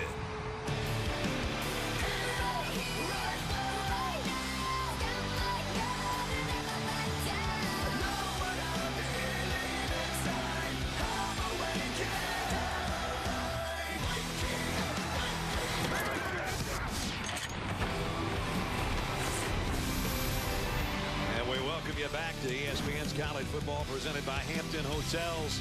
You take a look at the first half statistics. Usually teams can't run on Alabama. Tennessee and Torrin Poole been able to do that tonight. Brought up 167 total yards. Alabama's had the ball twice as long, almost, in that first half. But boy, this is a ball game, partner, and I think a lot of people would look at this and say Tennessee had no chance. They only have a chance. That last drive put them in position to maybe try to pull an upset. They've got to play well here early in the 3rd quarter, but they're right in the ball game. And the reason they're in the game, 0 turnovers. Right. Their defense has been solid on 3rd down and in the red zone. The thing they have to do if they want to have a chance to really win, they've got to throw the ball with more effectiveness in the second half. They only averaged 3.5 yards per attempt in the first half. They've got to make some plays throwing the football to have a chance to win. Remember, Alabama missed a chip shot field goal that would have made it 16-10 before the break. And they'll get the ball to start the 3rd quarter with Trent Richardson on the kickoff return from the 5. Spins out of trouble and gets out near the 30-yard line. Let's check in with Holly Rowe. Holly? Well, guys, that plan to throw the ball better in the second half has taken a hit for Tennessee. Denarius Moore is not going to be able to return to this game. He'll be out here on the sideline in street clothes. Derek Dooley told me that the young receivers have had issues. They've lined up in the wrong place. They're not getting quite where they need to be on some of their routes, so they'll continue to improve in that area. And then he said, we've got to be more consistent running the ball. Even though they've got good yardage, he said, we've really only hit 2 big runs. Look for them to improve there. Well, here it's Alabama's turn in the opening minutes of the 3rd quarter with Greg McElroy in the shotgun from the 30-yard line. And he will throw on 1st down. And he's going to go deep, right sideline for Jones, and he's got another one. Wow. Perfect throw. And Julio Jones is putting on an SEC show tonight. That's his 9th catch now. Same guy ran by in the first half, Art Evans. There's no contact, there's no jam. That's just easy for Julio. He gets immediate separation, and McElroy right on target with the football again. The last time they went deep to him, it was also a 1st down pass. Don't think that plate and the screws in his hand is bothering him tonight. So immediately, Alabama strikes into Volunteer territory at the 32-yard line. Back to the ground they go to Mark Ingram. Ingram taking it wide and taking it nicely wide. Whoops, right into one of our parabolic mics over there on the far sideline. Got about 12 yards and another first down. You know, sometimes football is a pretty simple game, Brad. So you got playmakers, get them the football. First two plays of the second half, they've got it to their two big-time playmakers, Julio Jones and then Mark Ingram. And the big hit, almost out of bounds. Brent Brewer is a freshman, only in title, not in age, as he played baseball for the last 5 years in the minor leagues. And now a safety here on Tennessee's football team. McElroy pressured again. Oh, what a grab by Jones at the 1. Wow. He dropped one at the 1, remember, earlier in the ballgame, just couldn't keep it all the way through the possession. He's shaken up a little bit, maybe just knocked the wind out of himself because he laid out for that one. Well, this has been a common thing tonight. Herman Lathers blitzing and hitting Greg McElroy right as he throws, but boy, did Julio go up after this one. I think he just fell on the ball when he landed. The ball was high because Lathers was right into the body of McElroy as he threw it. First and goal, Alabama. Ingram, second man through, walks into the end zone, touchdown, tied. And in a matter of a minute and 40 seconds, Alabama slices through Tennessee's defense for the touchdown. And a devastating block on the left side. The left guard, Chance Warmack. The left tackle, James Carpenter, just obliterated the Tennessee defense on that side. That didn't take long, did it? A minute and 40 seconds to go 70 yards. And cap it with McElroy's touchdown. Shelley for the point after. And it's up and good. Well, as Todd said, you get it to your playmakers like Julio Jones. And then when you get it down close, you give it to the reigning Heisman Trophy winner from a yard out for his 7th touchdown rushing of the year.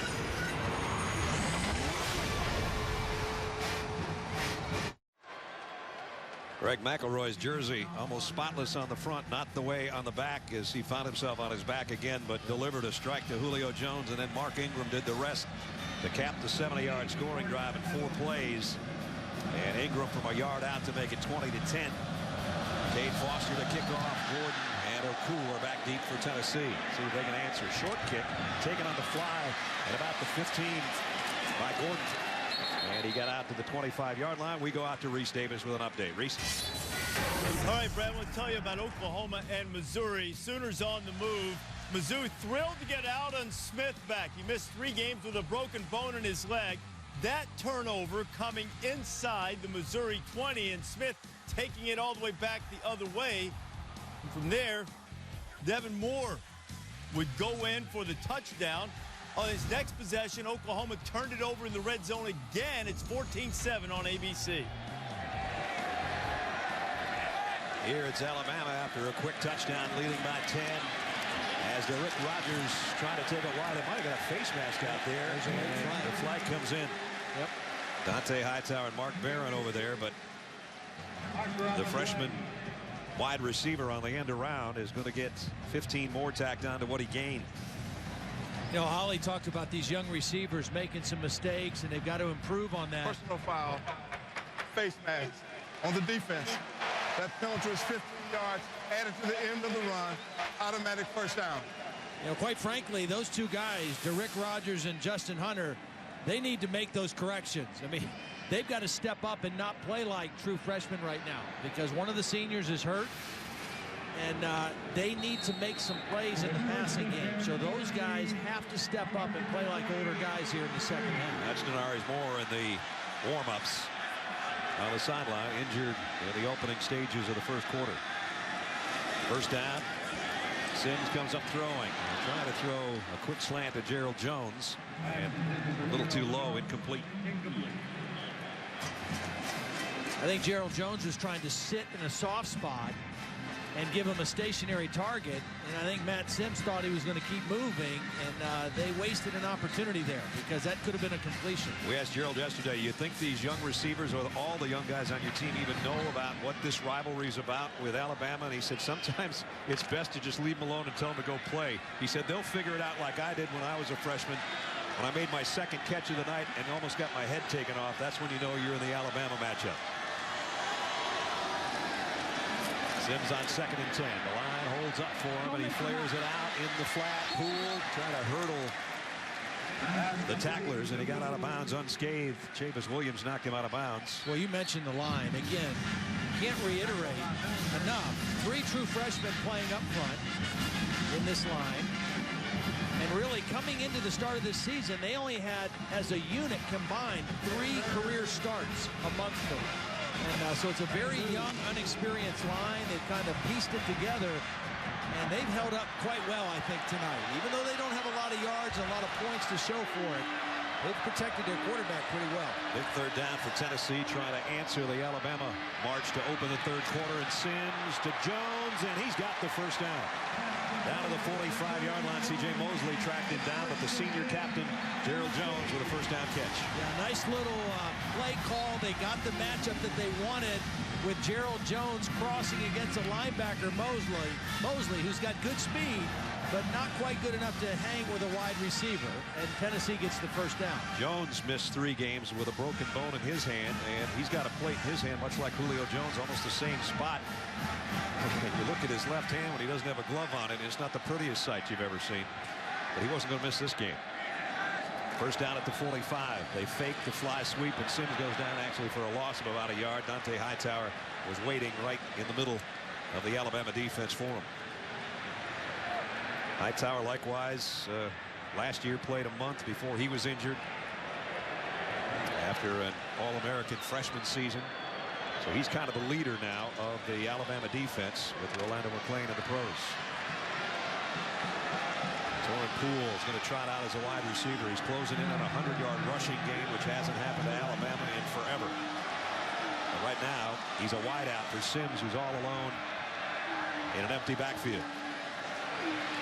Matt fires, and a nice strike, and again, out of bounds is Jones right at the 1st down marker. See, this is what Jim Chaney said he wanted to do or try to do against this Alabama defense, is try to spread them out. This is an empty backfield, a lot of receivers, and their mistakes that they make on defense have usually come in the back end of their defense in their pass coverage. They're very stout when you play in close and try to run the football right at them, but if you can spread them out and move them around a little bit, you can find some openings.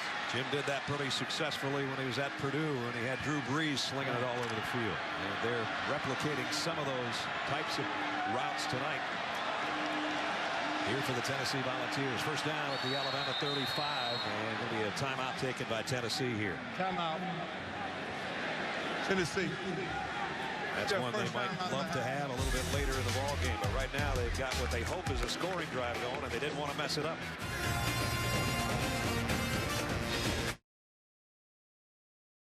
ESPN's College Football Primetime, brought to you by Cadillac, the new standard of the world. Castrol GTX with superior protection against harmful deposit buildup. And Dr. Pepper, there's nothing like a pepper. And a pretty good version of Rocky Top going on during that timeout. Our college football primetime presented by Hampton Hotels. 20-10 Alabama. They scored on their opening drive of the 3rd quarter. Tennessee here trying to answer. Down 10. And Matt Sims at the controls. See, all this shifting and moving is trying to create some confusion, trying to outflank Alabama a little bit. Jones on the end around. He gets tagged out of bounds by DeMarcus Milner. Short gain on that one. So Gerald Jones has been involved in a lot of this Tennessee drive as the captain and senior out of Oklahoma City is trying to fire up this Volunteer offense.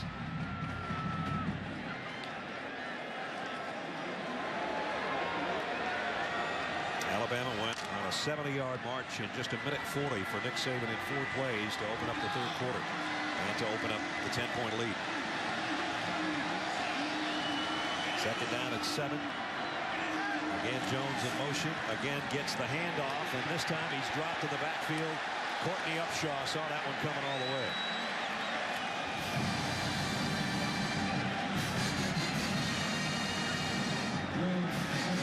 Bringing up 3rd down and long for Tennessee. Yeah, they gained a few yards the first time. This time, Courtney Upshaw just slid right inside the tight end, Luke Stocker, read the play quickly and got into the backfield. Gerald Jones never even had a chance on that one.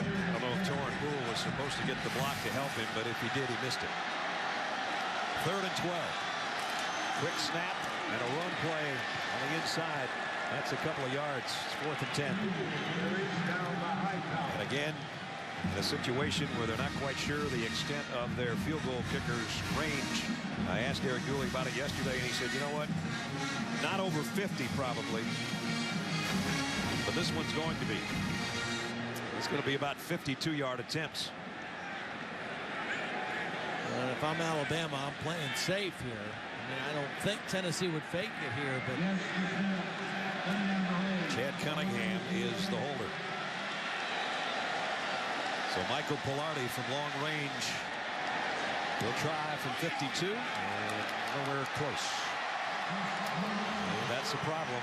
They knew they were going to have it when they hit, as Derek Dooley calls it, the gray area. Do we go for it or do we try the long field goal? In that case, he tried the long field goal with a freshman. Came up empty. Alabama by 10.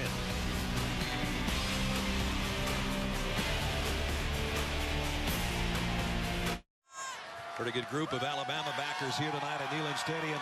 20-10. So take a look at our Chick-fil-A drive recap to open up the 3rd quarter. It didn't take long for Greg McElroy to hook up with the All-American Julio Jones. 38-yard strike early in that drive. Goes right back across the middle to Julio. A great catch at the 1-yard line. Then you give it off to Mark Ingram after taking a big shot to deliver the pass, and Ingram does the honors to cap off the scoring drive. Now back to the live action and a quick throw out in the flat. This time Marquise Mays, but that one's incomplete. Julio Jones, they worked on him on the sideline. Looked like they were working on his solar plexus or his rib cage. He's back out there. He's got career highs in both catches and receiving yards so far tonight. I'll tell you what I've learned about Alabama here tonight is that when he's healthy, 2 things. Number 1, when he's healthy, Julio Jones is as good as anybody in the country. You're right. Wideout. And number 2, Greg McElroy is a tough son of a gun because he's got knocked around tonight, and the back of his jersey is more green than white. And the pistol set here on 2nd down and 10. Give it off to Trent Richardson. Richardson into the secondary. Goodbye. Trent Richardson, touchdown, Alabama.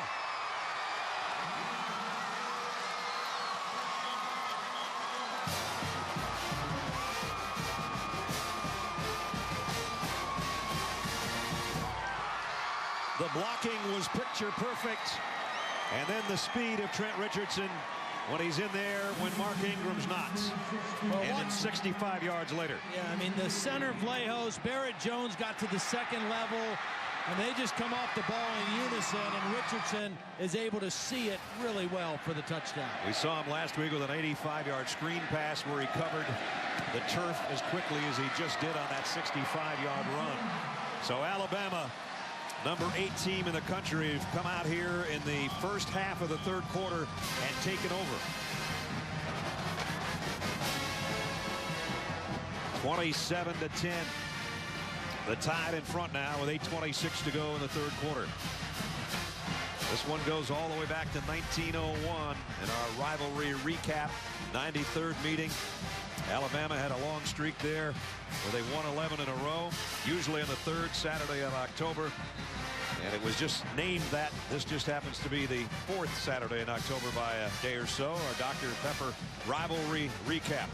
And it was looking all of the rivalries of old at halftime in a 3-point game. But Alabama's erupted now for back-to-back touchdowns here to open up the 3rd quarter. And that says it all right there.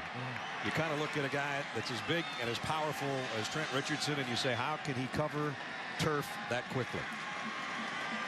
Well, I'll tell you what, Joe Pendry, the offensive line coach for Alabama, 19 years of NFL experience. I bet he got after those guys a little bit in the locker room because they have been a different-looking group here to start the 3rd quarter. The smiling Trent Richardson on the sideline as Cade Foster set to kick off again. This will be taken at the 3 by Eric Gordon. Gordon looking for blockers on the near side. He got the corner and got out of bounds. Foster actually ran him out at about the 36-yard line. So now it's really up to the Tennessee offense to start to put something together. They actually did on their last drive, and then came up short and missed a long field goal. Just want you to watch the touchdown here again. Watch these guys all get out and get onto their blocks. They get into people, and they stick when they get out. Carpenter, the left tackle. Warmack, the left guard. Glejos. Barrett Jones gets to the second level. Even Darius Hanks, the wide receiver, blocking downfield. That was beautiful execution up front by Alabama. Sims now, play action, throws on first down, and oh, what a catch by Jones. And Jones was the defender, but talk about reaching out and snatching one. When you play Alabama and you throw the football, you have to make some good throws against tight coverage, because they play what's known as a man match kind of coverages. They're not going to play soft zones and give you big open areas to throw. They don't blitz all the time, but whatever they do, they're going to match up your routes when you come across the line of scrimmage and challenge every throw. Poole now an eye backfield as a tailback. They haven't had that set much tonight. They fake it to him, and Sims comes up firing again. Well, this one's too high and wide, intended for Justin Hunter. Even though he's 6'4", he couldn't reach that one.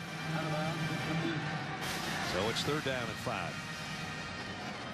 Tennessee desperately needs to get a conversion here. Right. And this is not 4-down territory. It's not the point in the game where you panic, but they need to let their defense regroup. And 3rd down for them has been terrible this year so far. They're 11th in the conference and 114th in the FBS in 3rd down conversions. 3rd and 5. Start to feel the game slipping away if Tennessee can't convert here, but they do. And they've got a first down into Alabama territory to Luke Stocker. Stocker, a very dependable target, a guy that caught 29 passes a year ago and 3 against Alabama. Well, here's Stocker. He's going to cross the field, and there's going to be pressure coming. And Sims is going to read the pressure, and he knows he's got a quick throw right in front of his face to the tight end. That's an easy throw for the quarterback because he crosses right into his vision. Tennessee crosses into Alabama's end of the field. First down at the 49. A little over 7 minutes remaining in a 3rd quarter, dominated so far by the Crimson Tide. That's Stocker in motion. Sims, a quick throw. He's got Poole wide open in the flat. I beg your pardon, it's O'Neal. Rajon O'Neal. Rajon Neal, the true freshman, gets it, and he's got another first down. Yeah, they kind of got a little bit of a pick play there. Neal came out of the backfield, and the linebacker responsible for him got tied up with the tight end Stocker and wasn't able to get out in coverage. And that enabled Neal to be wide open running down the sideline. Poole back in there now as Neal did his job and did it very well.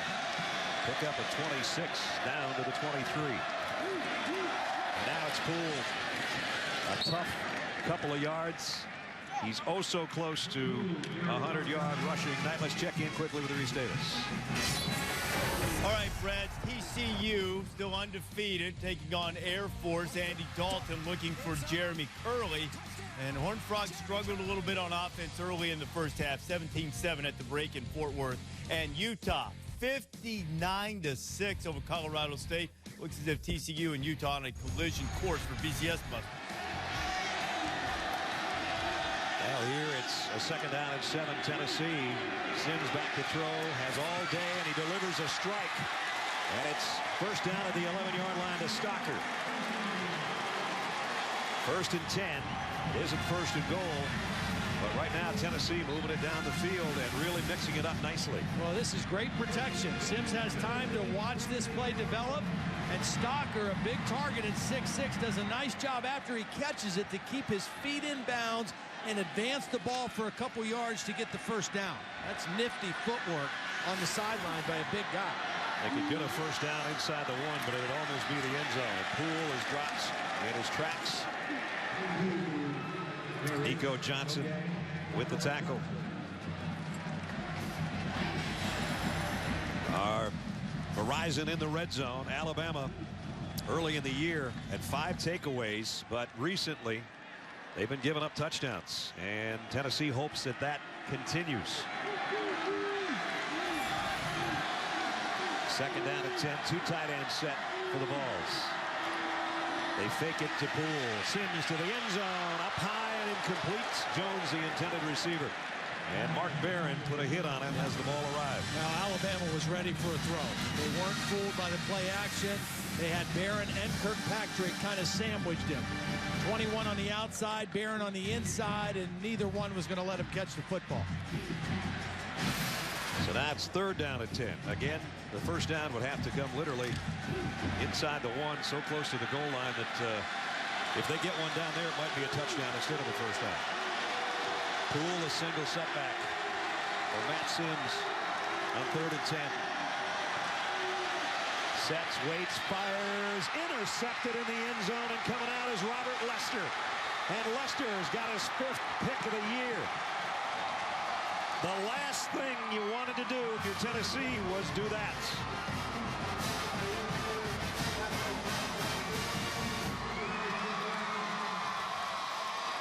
Well, Dante Hightower is going to pressure from the outside. He's going to beat the tight end Stocker, and that makes Sims a little uncomfortable in the pocket. And then he makes an ill-advised throw into coverage, and Lester, who has been a ball hawk all season, as you said, Brad, comes up with his 5th interception of the season, and the turnover is a killer for Tennessee. Wow. Just when it looked like they were going to march right back into the game, disaster strikes in the person of number 37 in white. Alabama first down at the 20. McElroy all day to throw, crossing pattern. Marquise Mays makes one man miss, a stiff arm, and got a first down. Flag down. Got a first down. I think he got a face mask or a horse collar, maybe, one of the two.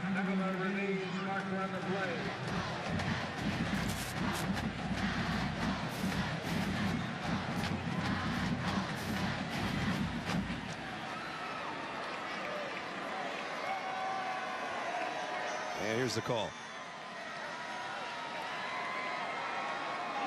Personal foul. Face mask on the defense. The penalty is 15 yards added to the end of the run. Automatic first down. And now when you're Derek Dooley, you're a Tennessee fan, you're thinking Oregon, you know, play well for a half and then it unravels on you.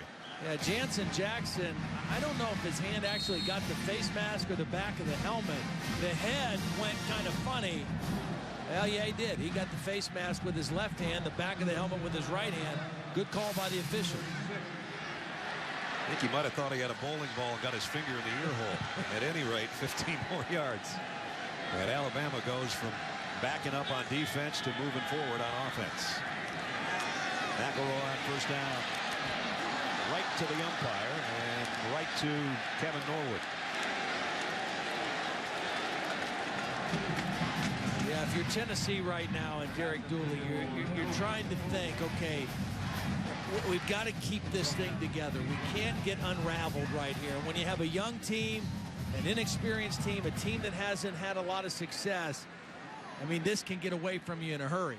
And he told us, you and I and Holly, quite frankly, he said, you know, if we play almost perfect and they have a little bit of an off night, we can pull this thing off.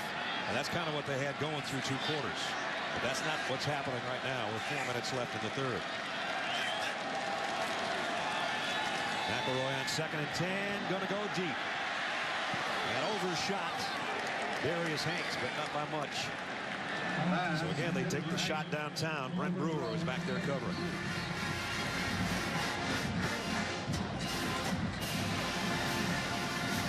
So now third and 10 as Julio Jones comes into the screen.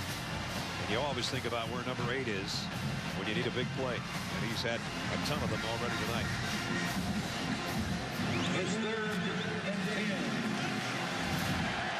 Julio's the last one that gets a word from Greg McElroy as he trots out to the near side with a career-high evening. And we still got a long ways to go. They're going to throw the screen out to Mays, and he makes through the maze and down the sideline. Marquise with a first down inside the 20-yard line. It's the second time on a 3rd down and long we've seen Tennessee blitz, Alabama counter with the quick screen, and in both situations they miss a tackle. This is well defended. If they make that tackle, I think it was Herman Lathers who was there first, this is a punt situation. As it turns out, they miss the tackle. Mays uses his quickness and gets him down inside the red zone. 36-yard pickup down to the 18-yard line. Alabama rolling here in the 3rd quarter. They have owned the quarter so far. They're threatening again. Mark Ingram takes a couple of tacklers with him as he's down inside the 13.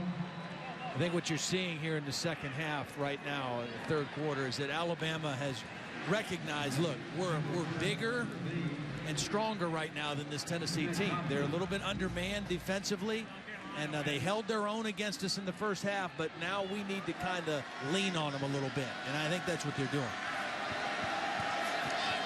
Imposing their will right now at the 13-yard line.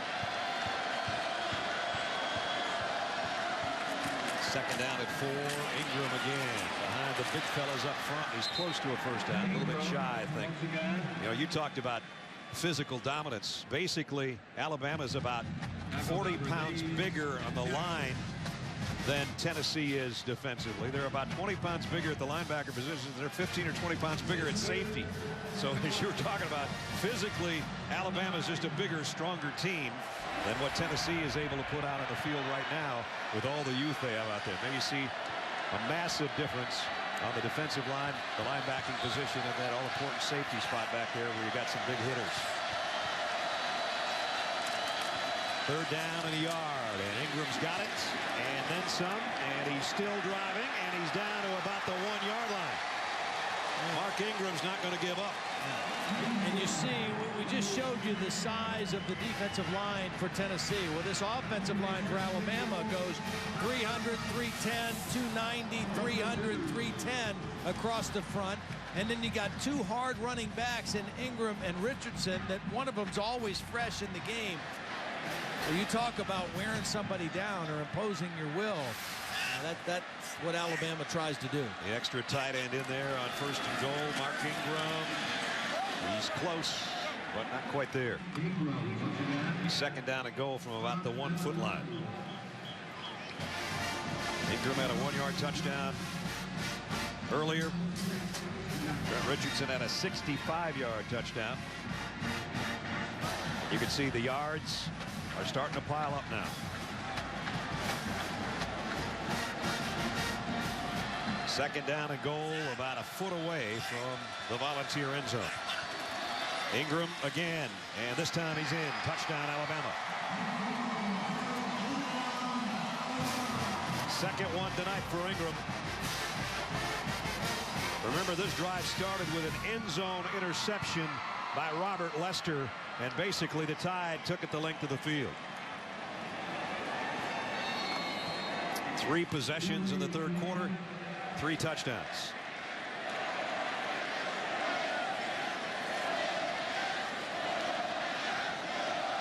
And it has become an all Crimson Tide quarter. 34-10.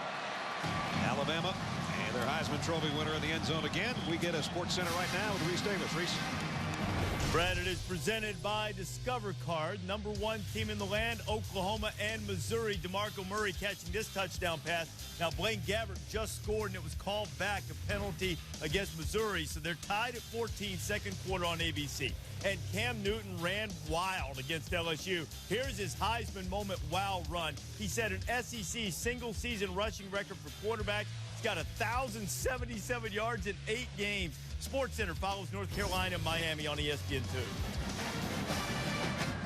Huge win on the Plains for Auburn today at Jordan-Hare, and here at Neyland Stadium things were going pretty well for the hometown Volunteers until this 3rd quarter just exploded for Alabama. You know, Alabama's motto is to start fast and finish strong, and that usually means the 4th quarter, where they really try to pour it on. That finish strong started a little early for them tonight. It did. So Foster to kick off. Julio Jones, a record-setting night so far. Richardson and Ingram do what they do best, but hadn't done really in the last couple of weeks. Big chunks of yardage and finding the end zone. Kick comes down to the 5 to Neal. Rajon Neal weaves his way out near the 32-yard line, maybe the 33. That's where Tennessee will work on offense. Let's check in with Holly. Well, after that interception from Matt Sims, he took a hard hit and he has injured his left knee. He's been attended to by the athletic trainer here on the sideline. They've put a black sleeve on his left knee, so we're going to see Tyler Bray come into the game right now, guys, as they continue to see if Sims can go. Tell you what, it's not for the faint of heart on either side playing quarterback tonight, because these guys have gotten knocked around. Both Sims and Greg McElroy have spent a lot of the night with somebody in their chest and finding themselves on their butt when the play's over. Final 50 seconds of the quarter. Nice hit on Jones. Comes out on Derrick Rogers and levels him for a loss.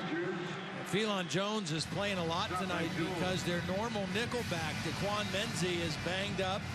Weren't sure if he was going to play a lot. Phelan Jones is a transfer from LSU and has stepped right in and played well tonight. Native of Mobile, Alabama. And he drops Derrick Rogers for a loss of 4.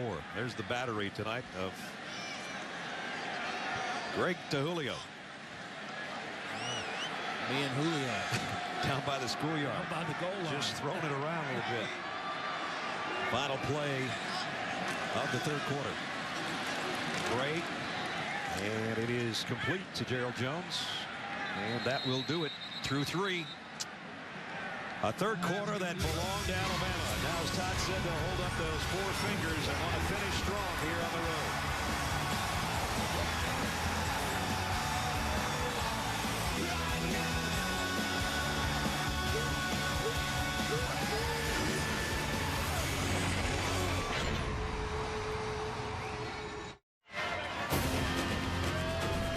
SEC on ESPN. The Alabama fans enjoying what they saw in a dominating third quarter by their Tide.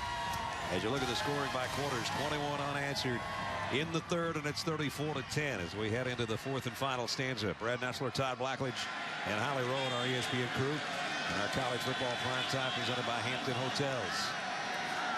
Tyler Bray steps up in the pocket and now is going to run with it. It's what he can, and it looks like it's going to be good enough for a first down. Well,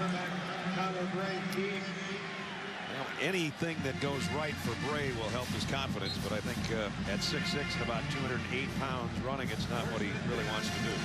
No, but you got to get first down. I mean, you got to move the chains. You got to make some things, put some drives together, and you get it any way you can. Luke Stocker limped off for Tennessee. That's the second time he's gone out of the game tonight. And again, Michael Rivera, a younger tight end, the sophomore, is in his spot. Poole met head on as he got to the line of scrimmage by DeMarcus Milner. You know, when you hear defensive coaches talk about being gap sound or playing your assignments on defense, as we look at Kirby Smart, I mean, that's what this is. Watch Milner up here. He's responsible for that end gap. So he can't allow that play to bounce outside of him, and when the ball gets to his gap, he has to make the play, which he did. I mean, on defense, all 11 guys have a fit that they have to be in the right spot, and Milner was right there. Rajon Neal now into the backfield with Bray. Here comes the extra man. Pressure. The throw is a good one to Michael Rivera, the tight end. And it's a first down, Tennessee. I think that throw right there shows you why Jim Chaney and Derek Dooley are pretty excited about Tyler Bray. Watch how quickly this thing gets out of his hands. He feels the pressure. He sees it. Boom, it's gone. And he snaps it right over the middle under pressure for a first down. Down to the Alabama 40. So Matt Sims looking on again. As Holly said, they worked on his left knee. He's been knocked down, knocked around tonight, and we expected to see both quarterbacks and have. Here's Bray on first down, has it batted. He's batted down. The ball's batted down.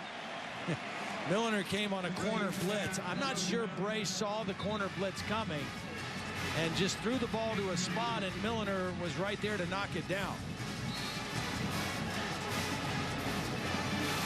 Milner, a guy that's got about a 40-inch vertical jump, true freshman and an All-American in high school last year.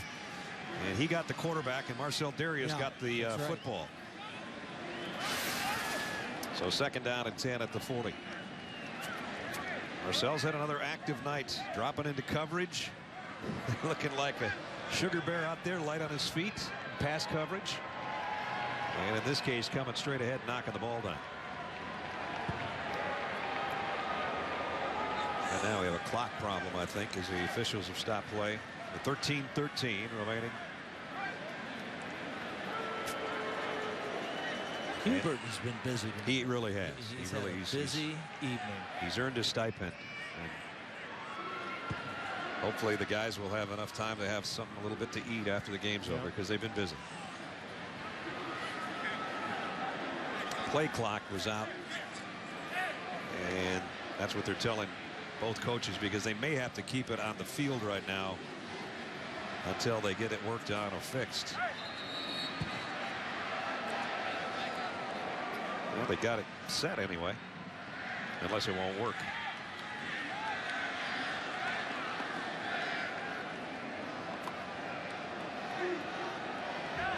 Well, apparently they're ready to go. Start the clock, start the game. And it is working. After all of that, 2nd down at 10. Tyler Bray, the freshman out of Kingsburg, California. All 6'6" of him thrown in here in a pressure cooker against Alabama. They keep it on the ground and they get back to the line of scrimmage. That's about it. Courtney Upshaw made the stop on Neal, and now it is 3rd down at 10. This is starting to have the look of that last drive we talked about against Georgia a couple of weeks ago in their last game. There's a whole bunch of freshmen out there. One of the reasons they're trying so many freshmen is they just have not been very productive. I mean, coming into tonight's game, they were lowest in the SEC in offensive touchdowns with 12. Well, they got 1 tonight. I'm sure 13 is probably still the lowest in the league. All 3 wideouts to Tyler Bray's right, and Alabama shows blitz, and they're going to bring it, and Bray's in trouble, and down he goes. And Alabama now eating it up on defense. Marcel Darius is there, so is C.J. Mosley. Well, Jim Chaney told us this yesterday. He said, I'm sure when Bray's in there, old Kirby's going to dial it up a little bit and try to come after him and see what he's got. They have initially some protection, but he just didn't have time to reset and try to go somewhere else with the football. That's got to happen quick, and the only way you learn that is by being in those situations. And the next time, he'll get rid of it sooner. Cunningham's punt. Mays will let this one go, and it's going to make it to the end zone. Not by much. Nice hustle on the coverage, but it'll be Alabama bringing it out, and then we're going to have a new signal caller for the Tide, it appears, too, with a 24-point lead. Rich Davis with you in the studio. Jake Locker getting set to lead the Huskies against Arizona. It's coming up in just over half an hour. Locker, of course, led his team to a thrilling victory over Oregon State last week in overtime. See what happens with the Huskies and the Wildcats coming up. All right, Reese, and right now, young A.J. McCarron set to lead the Alabama offense as Greg McElroy's night is done. And the redshirt freshman out of Mobile takes over the controls here for Alabama with a comfortable 34-10 lead. He'll keep it on the ground at Trent Richardson. And Richardson got 5 or 6. McCarron, they like his arm, Todd. We were at practice last week, and he is a guy they say that would be a little more apt to take a chance to try to put one in a tight spot than maybe Greg McElroy. Yeah, he's got a little bigger arm and maybe a little bit more confident in that arm. Although I'll tell you what, I was impressed with McElroy tonight. Me too. I thought he played an extremely good football game. He was 21. The play clock is not our play clock, but it will be kept on the field by the back judge. The back judge will raise his hand because we've had enough of that play clock for tonight. McElroy 21 of 32 tonight, 264. But a lot of those 21 completions were thrown under duress. I mean, that was the thing. He stood in there and took some real shots tonight. And made plays when they needed him. And he scored a touchdown on the ground himself. McCarron now. Richardson had a long touchdown run tonight. He's over 100 yards. Ingram was close to that with 2 scores on the night on the ground. As Greg McElroy, let's talk about how tough he is. Well, that one hurt. That one didn't feel so good. Hanging in and taking one from Lathers when he didn't see it coming. Taking another from Lathers as he delivered a pass. And yet another, but he got that one to Julio Jones to the 1-yard line. And Greg's trying to put the pieces back together, still smiling. Well, you know, one of the criticisms of him over the last couple weeks was that he's been holding the ball too long. Right. You know, he got sacked 7 times at South Carolina. He got sacked 4 more times by Ole Miss last week. And they're not all his fault, certainly, but in some cases he held the ball too long. He didn't hold it too long tonight. He got rid of it, and he still took a lot of shots, but he showed great toughness and leadership. And he delivered it down the field instead of some of the sideline stuff that we've been seeing. He got it to Julio Jones for a career high. Julio 10 catches tonight for 164. Those are both career highs. And he's still out there, and he looks all of the Julio Jones that we've been amazed with through 3 years, or 2.5 seasons anyway. And there's another one. That one thrown behind him. He just reached out and snatched it for his 11th catch of the night. And the fans, a lot of the Tennessee fans have gone home, but the Alabama ones are savoring this. And you can maybe even hear them in the background with the chant of Julio. Well, this is very similar to the last time Alabama was here in 2008. They won the game handily, and in the 4th quarter, it was mostly Alabama fans left in the stadium chanting and cheering. That was a 29-9 win 2 years ago. This one's going to be more resounding if it stays the way it is. McCarron going deep for Jones. Got him. What a catch. All the way down inside the 10. Huh. Now you'll hear the chants of Julio, I think. What a night. Yeah, number 8's having. And what a night Art Evans is having trying to defend him. And for whatever reason, Tennessee's safety went the other way and didn't help on Julio Jones, and that was asking for something bad to happen. They had single coverage on Art Evans. The safety went to the other side of the field, and it was one-on-one with a lot of field to work with. All the way down to the 10-yard line. Julio Jones another 47 yards in the air. 221 receiving yards is an Alabama record. Nothing like seeing history in a rivalry that goes back to 1901. As we take a look at our All-State Good Hands play, we had one of Julio Jones' other catches all tuned up for you. We just changed it on the fly after that one. Oh, man. Not a bad throw either. In fact, I thought he overshot him, but it's hard to overshoot somebody that's got that kind of speed and is that physical. 12-221. David Palmer had the previous record against Vanderbilt at 217. So Julio is all alone in the record books on the receiving end. That much yardage in one night. Trent Richardson works the right side and now cuts back in the middle and got to the 5.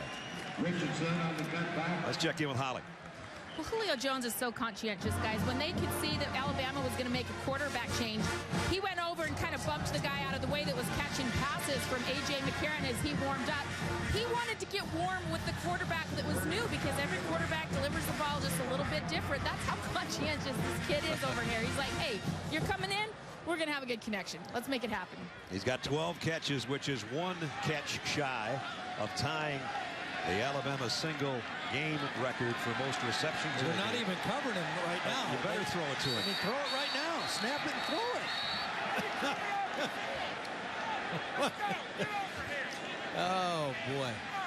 Holly could have thrown that one to him from where she was standing, I think. To his feet. Their second time out of the half.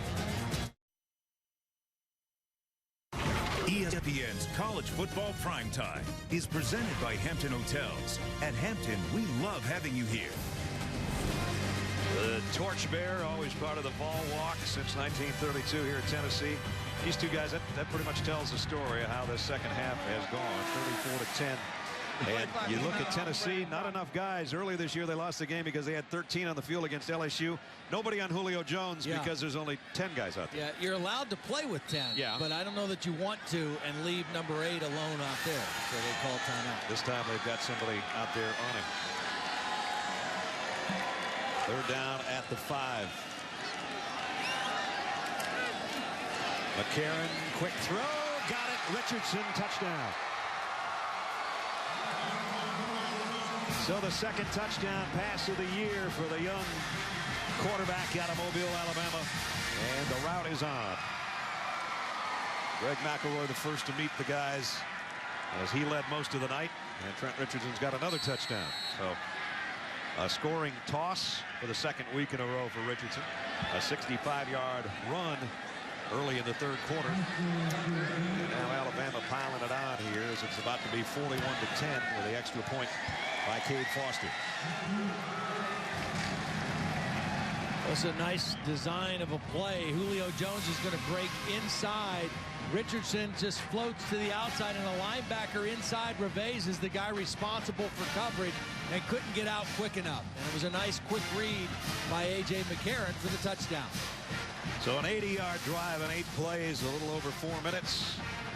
And Trent Richardson this time through the air finds the Tennessee end zone. Coming up on Monday Night Football, Eli Manning, whose brother Peyton was a star here and has a street named after him in Knoxville, takes on Tony Romo. And I don't think they're going to name the street after Tony unless the Cowboys can find their second win. Coverage starts 7 o'clock Monday night. Countdown served by Applebee's. Dancing in the aisles at Neyland Stadium if you're wearing crimson and white. And the play clock is not operating again. It'll be kept on the field for the remainder of the game. And all the folks who wore Tennessee orange saw a good first half, and then they saw a young team get overpowered by a better team in the second half. As simple as that.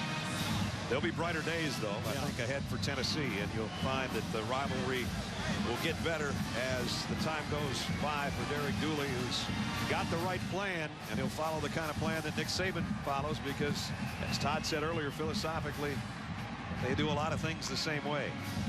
Personalities maybe not alike, but definitely putting the foundation down at Tennessee, and you just you have to have patience if you're a Volunteer fan right now because the team you're playing against tonight is simply better at this stage. Cade Foster to kick.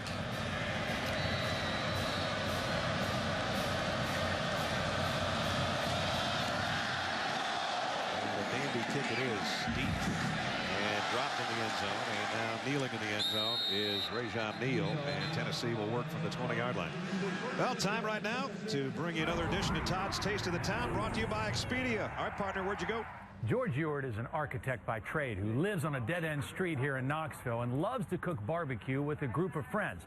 Now, for the past decade, the Dead End Society, as the group is known, has earned regional and national recognition in barbecue competitions. A year ago, George, with partner Robert Nutt, wanted to see if he could duplicate that success in a restaurant, and they opened the Dead End Barbecue.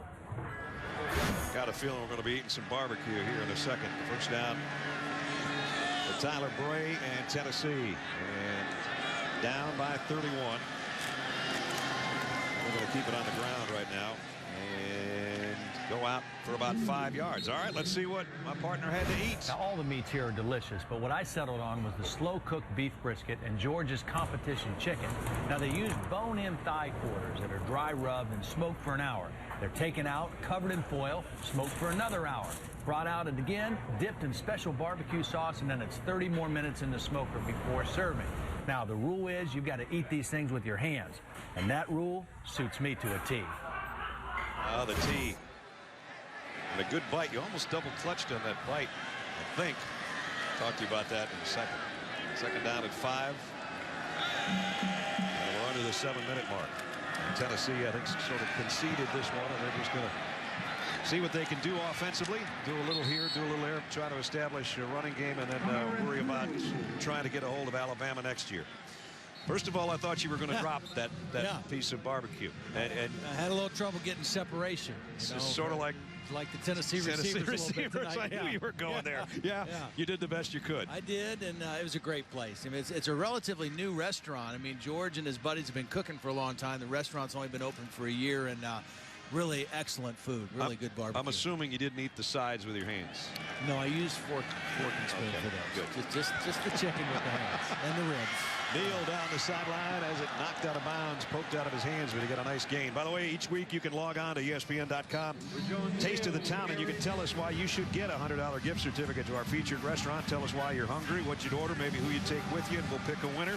Be sure to fill out your name and your email address so we can contact you if you win. Here it's going to be an Alabama win in the next 6 minutes.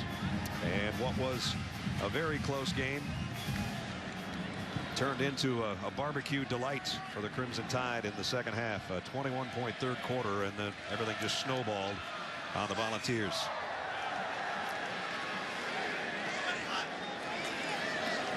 Gray in the shotgun, throwing on the run. Nice strike there. And run out of bounds. Zach Rogers, whose brother Austin played at Tennessee. You know, you mentioned it earlier, Brad, that the Tennessee fans, I mean, they're going to have to be patient. I think Derek Dooley's the right guy. I think he'll get it done here. The fans saw this earlier. They played well in the first half against Oregon, and in that case, in the second half, Oregon ran by them.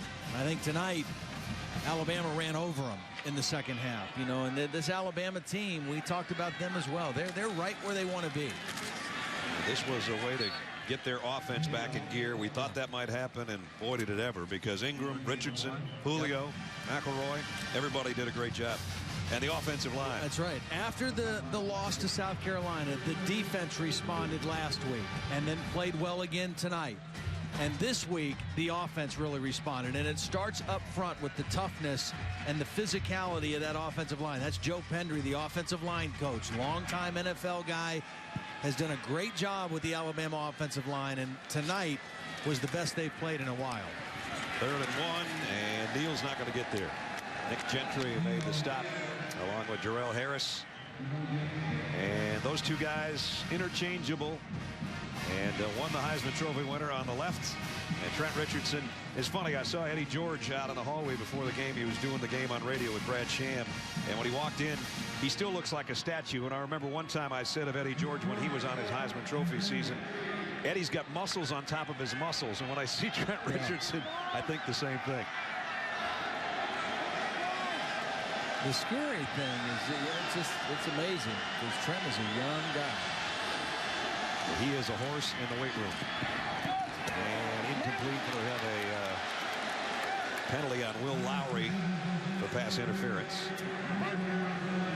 Zach Rogers was the intended receiver. Pass interference. Defense.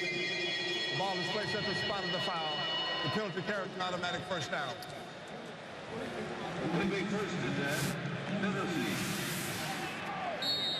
Here's the end of the play.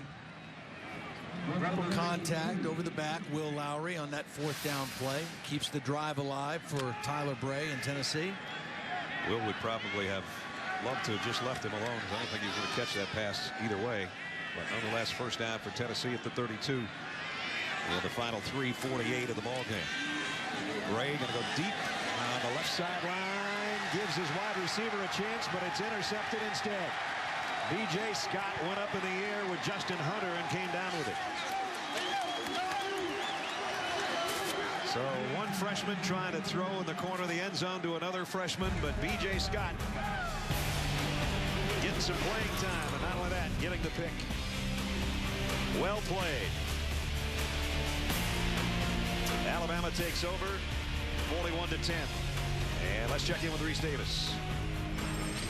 All right, Brad, want to keep your finger on the primetime pulse on ESPN2. Miami starting to pull away from North Carolina, about to get to the end of the third quarter. 16-point lead for the Hurricanes. On ABC, Oklahoma and Missouri.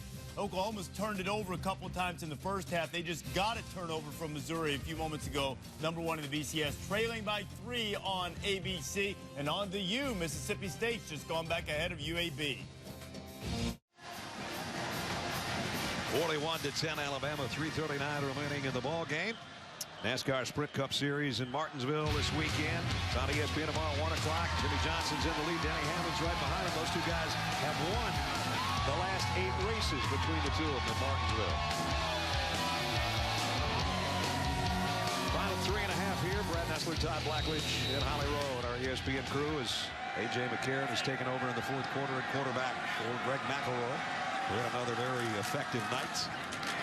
And guys that don't normally get a chance to see too much action, like Demetrius Good, getting the carry on the ground for Alabama. You know, at the very top of the show, we talked about Alabama kind of being in a position that they wanted to be in, trying to keep pace. Well, LSU got beat. Auburn is still the front runner in the West right now, and they'll get their shot at Auburn at the end of the year on November 26th. They'll get a much-needed week off next week, a chance to kind of regroup and get rested up. Nick Saban doesn't usually like to go this many games in a row without having an open week. And remember, everybody that's played him for about the last month and a half has had their week off before Alabama. Kind of quirky that it would work out that way, and Nick has never really made a big deal out of it, but a well-deserved, as you said, bye week of their own. And what a way to go into a bye week when you have a big second half like they've had tonight and what is going to be a big win on the road in Knoxville. And those are some pretty impressive touchdown marches, including a really quick one courtesy of Trent Richardson. The first one was Julio Jones and Greg McElroy inspired, and then Richardson did it all in one play basically. And all the stars that are supposed to shine for Alabama tonight indeed have for the first time in a couple of weeks. Fowler, the freshman running back, gets out to about the 28-yard line, and we're down to a couple of minutes left in the ball game. Record night for number 8. 12 catches for a school record 221 yards, and all of that with a hand he broke a couple of weeks ago. He's just such a physical presence out there as a wide receiver. He's very difficult to jam at the line of scrimmage. In fact, almost impossible. He's hard to get around when you're throwing quick slants and those kind of things because he's a big body. And then if you throw the ball up there in a jump ball situation, he's hard to battle for the ball in that case. McCarron asking for the ball here on a 4th down and 2. Wanted it a little quicker and didn't get it. And they're going to come up short, and Tennessee will take over. 1:19 remaining, but it's all Alabama, 41-10. Well, Tennessee got the ball back on downs as Alabama came up short on 4th. So one more opportunity and another minute or so for their freshman quarterback Tyler Bray to take over. Got an eye backfield behind him, and he'll give it off to Neal, the second man. Neal trying to cut it to the outside, and he got the corner. Oh, we got a bad face mask by B.J. Scott, who intercepted a pass on the last Tennessee series. And that one, I don't know if he got his hand in there and couldn't get it out, but get hurt doing it that way.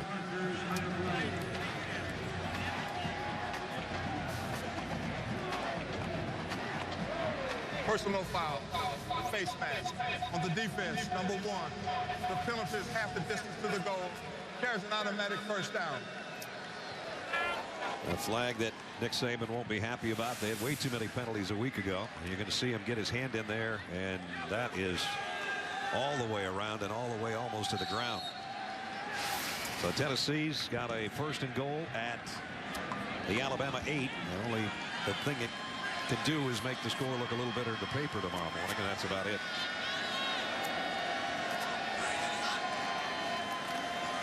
Bray to the corner of the end zone and just overshot his intended receiver, Matt Milton, another freshman. So again, 3 freshman receivers who are playing: Justin Hunter, Derrick Rogers, Matt Milton. We talked about the youth in the offensive line for Tennessee, and a true freshman at quarterback. So the makings of what you will see of the Tennessee team in years to come is standing in that huddle right now. A lot of young guys that will be important when they go through their first off-season conditioning program, go through another spring football. Make a huge difference in the development and the growth, maturity of some of these guys. But playing experience right now will pay dividends down the road. So 3rd down and goal. Tennessee trying to get a late one here. Derek Dooley looking up at that scoreboard that had a 13-10 halftime score, and Tennessee was right in the thick of it. But the opening moments of the 3rd quarter belonged to Greg McElroy and Julio Jones, and then subsequently Mark Ingram and Trent Richardson rather. And Alabama steamrolled Tennessee in the 3rd quarter to the point we have right now at 41-10. 3rd and goal. Final 20 seconds. Bray, the fade to the corner, and broken up by John Fulton. Speaking of freshmen, there's one for Alabama that made a nice play.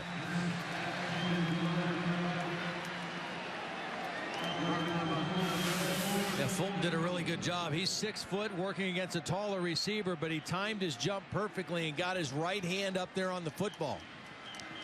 You could see Milton was actually starting to clasp his hands together as if he was going to make the catch, but the paw of John Fulton got in the way.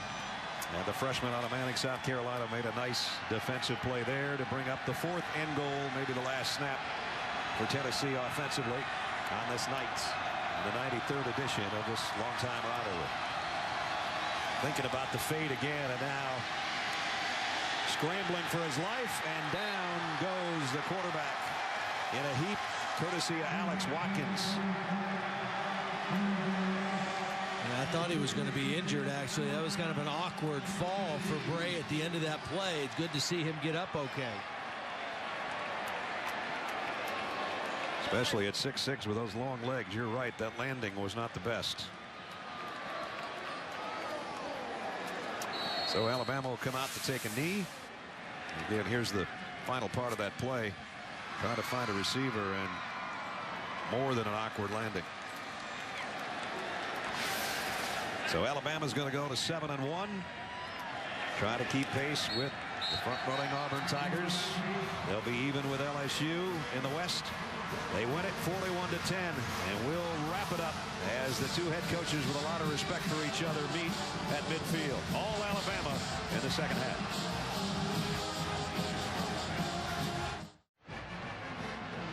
All Alabama in the 2nd half. They win it going away at Neyland Stadium in Knoxville. 41-10 is the final score as we check in with Holly Rowe. Well, Julio, you told Coach this week you didn't want to be held out of anything in practice. How did that pay off for you in the game? I mean, just getting in and getting the timing down with the quarterback, you know, and just being there as a vocal leader during practice and getting everything going. Have you ever had a game like this before? No, ma'am. I haven't. How much did this guy, your quarterback, have to do with it? I mean, a lot. Tremendous, you know, tremendous athlete. He put the ball where it needed to be tonight, and the offensive line stepped up and gave us time. All right, thank you very much. Career high for Julio Jones. Thank you. And the guy that threw it to him, Greg McElroy. Another very good night, and the Alabama fans are happy with a 41-10 win. Stay tuned. Coming up next, Washington takes on number 18 Arizona. That's going to wrap it up for us. This has been a presentation of ESPN, the worldwide leader in sports. For Todd Blackledge, Holly Rowe, and our entire crew, Brad Nessler. Good night from Knoxville. Let's go out to Tucson now with Carter Blackburn.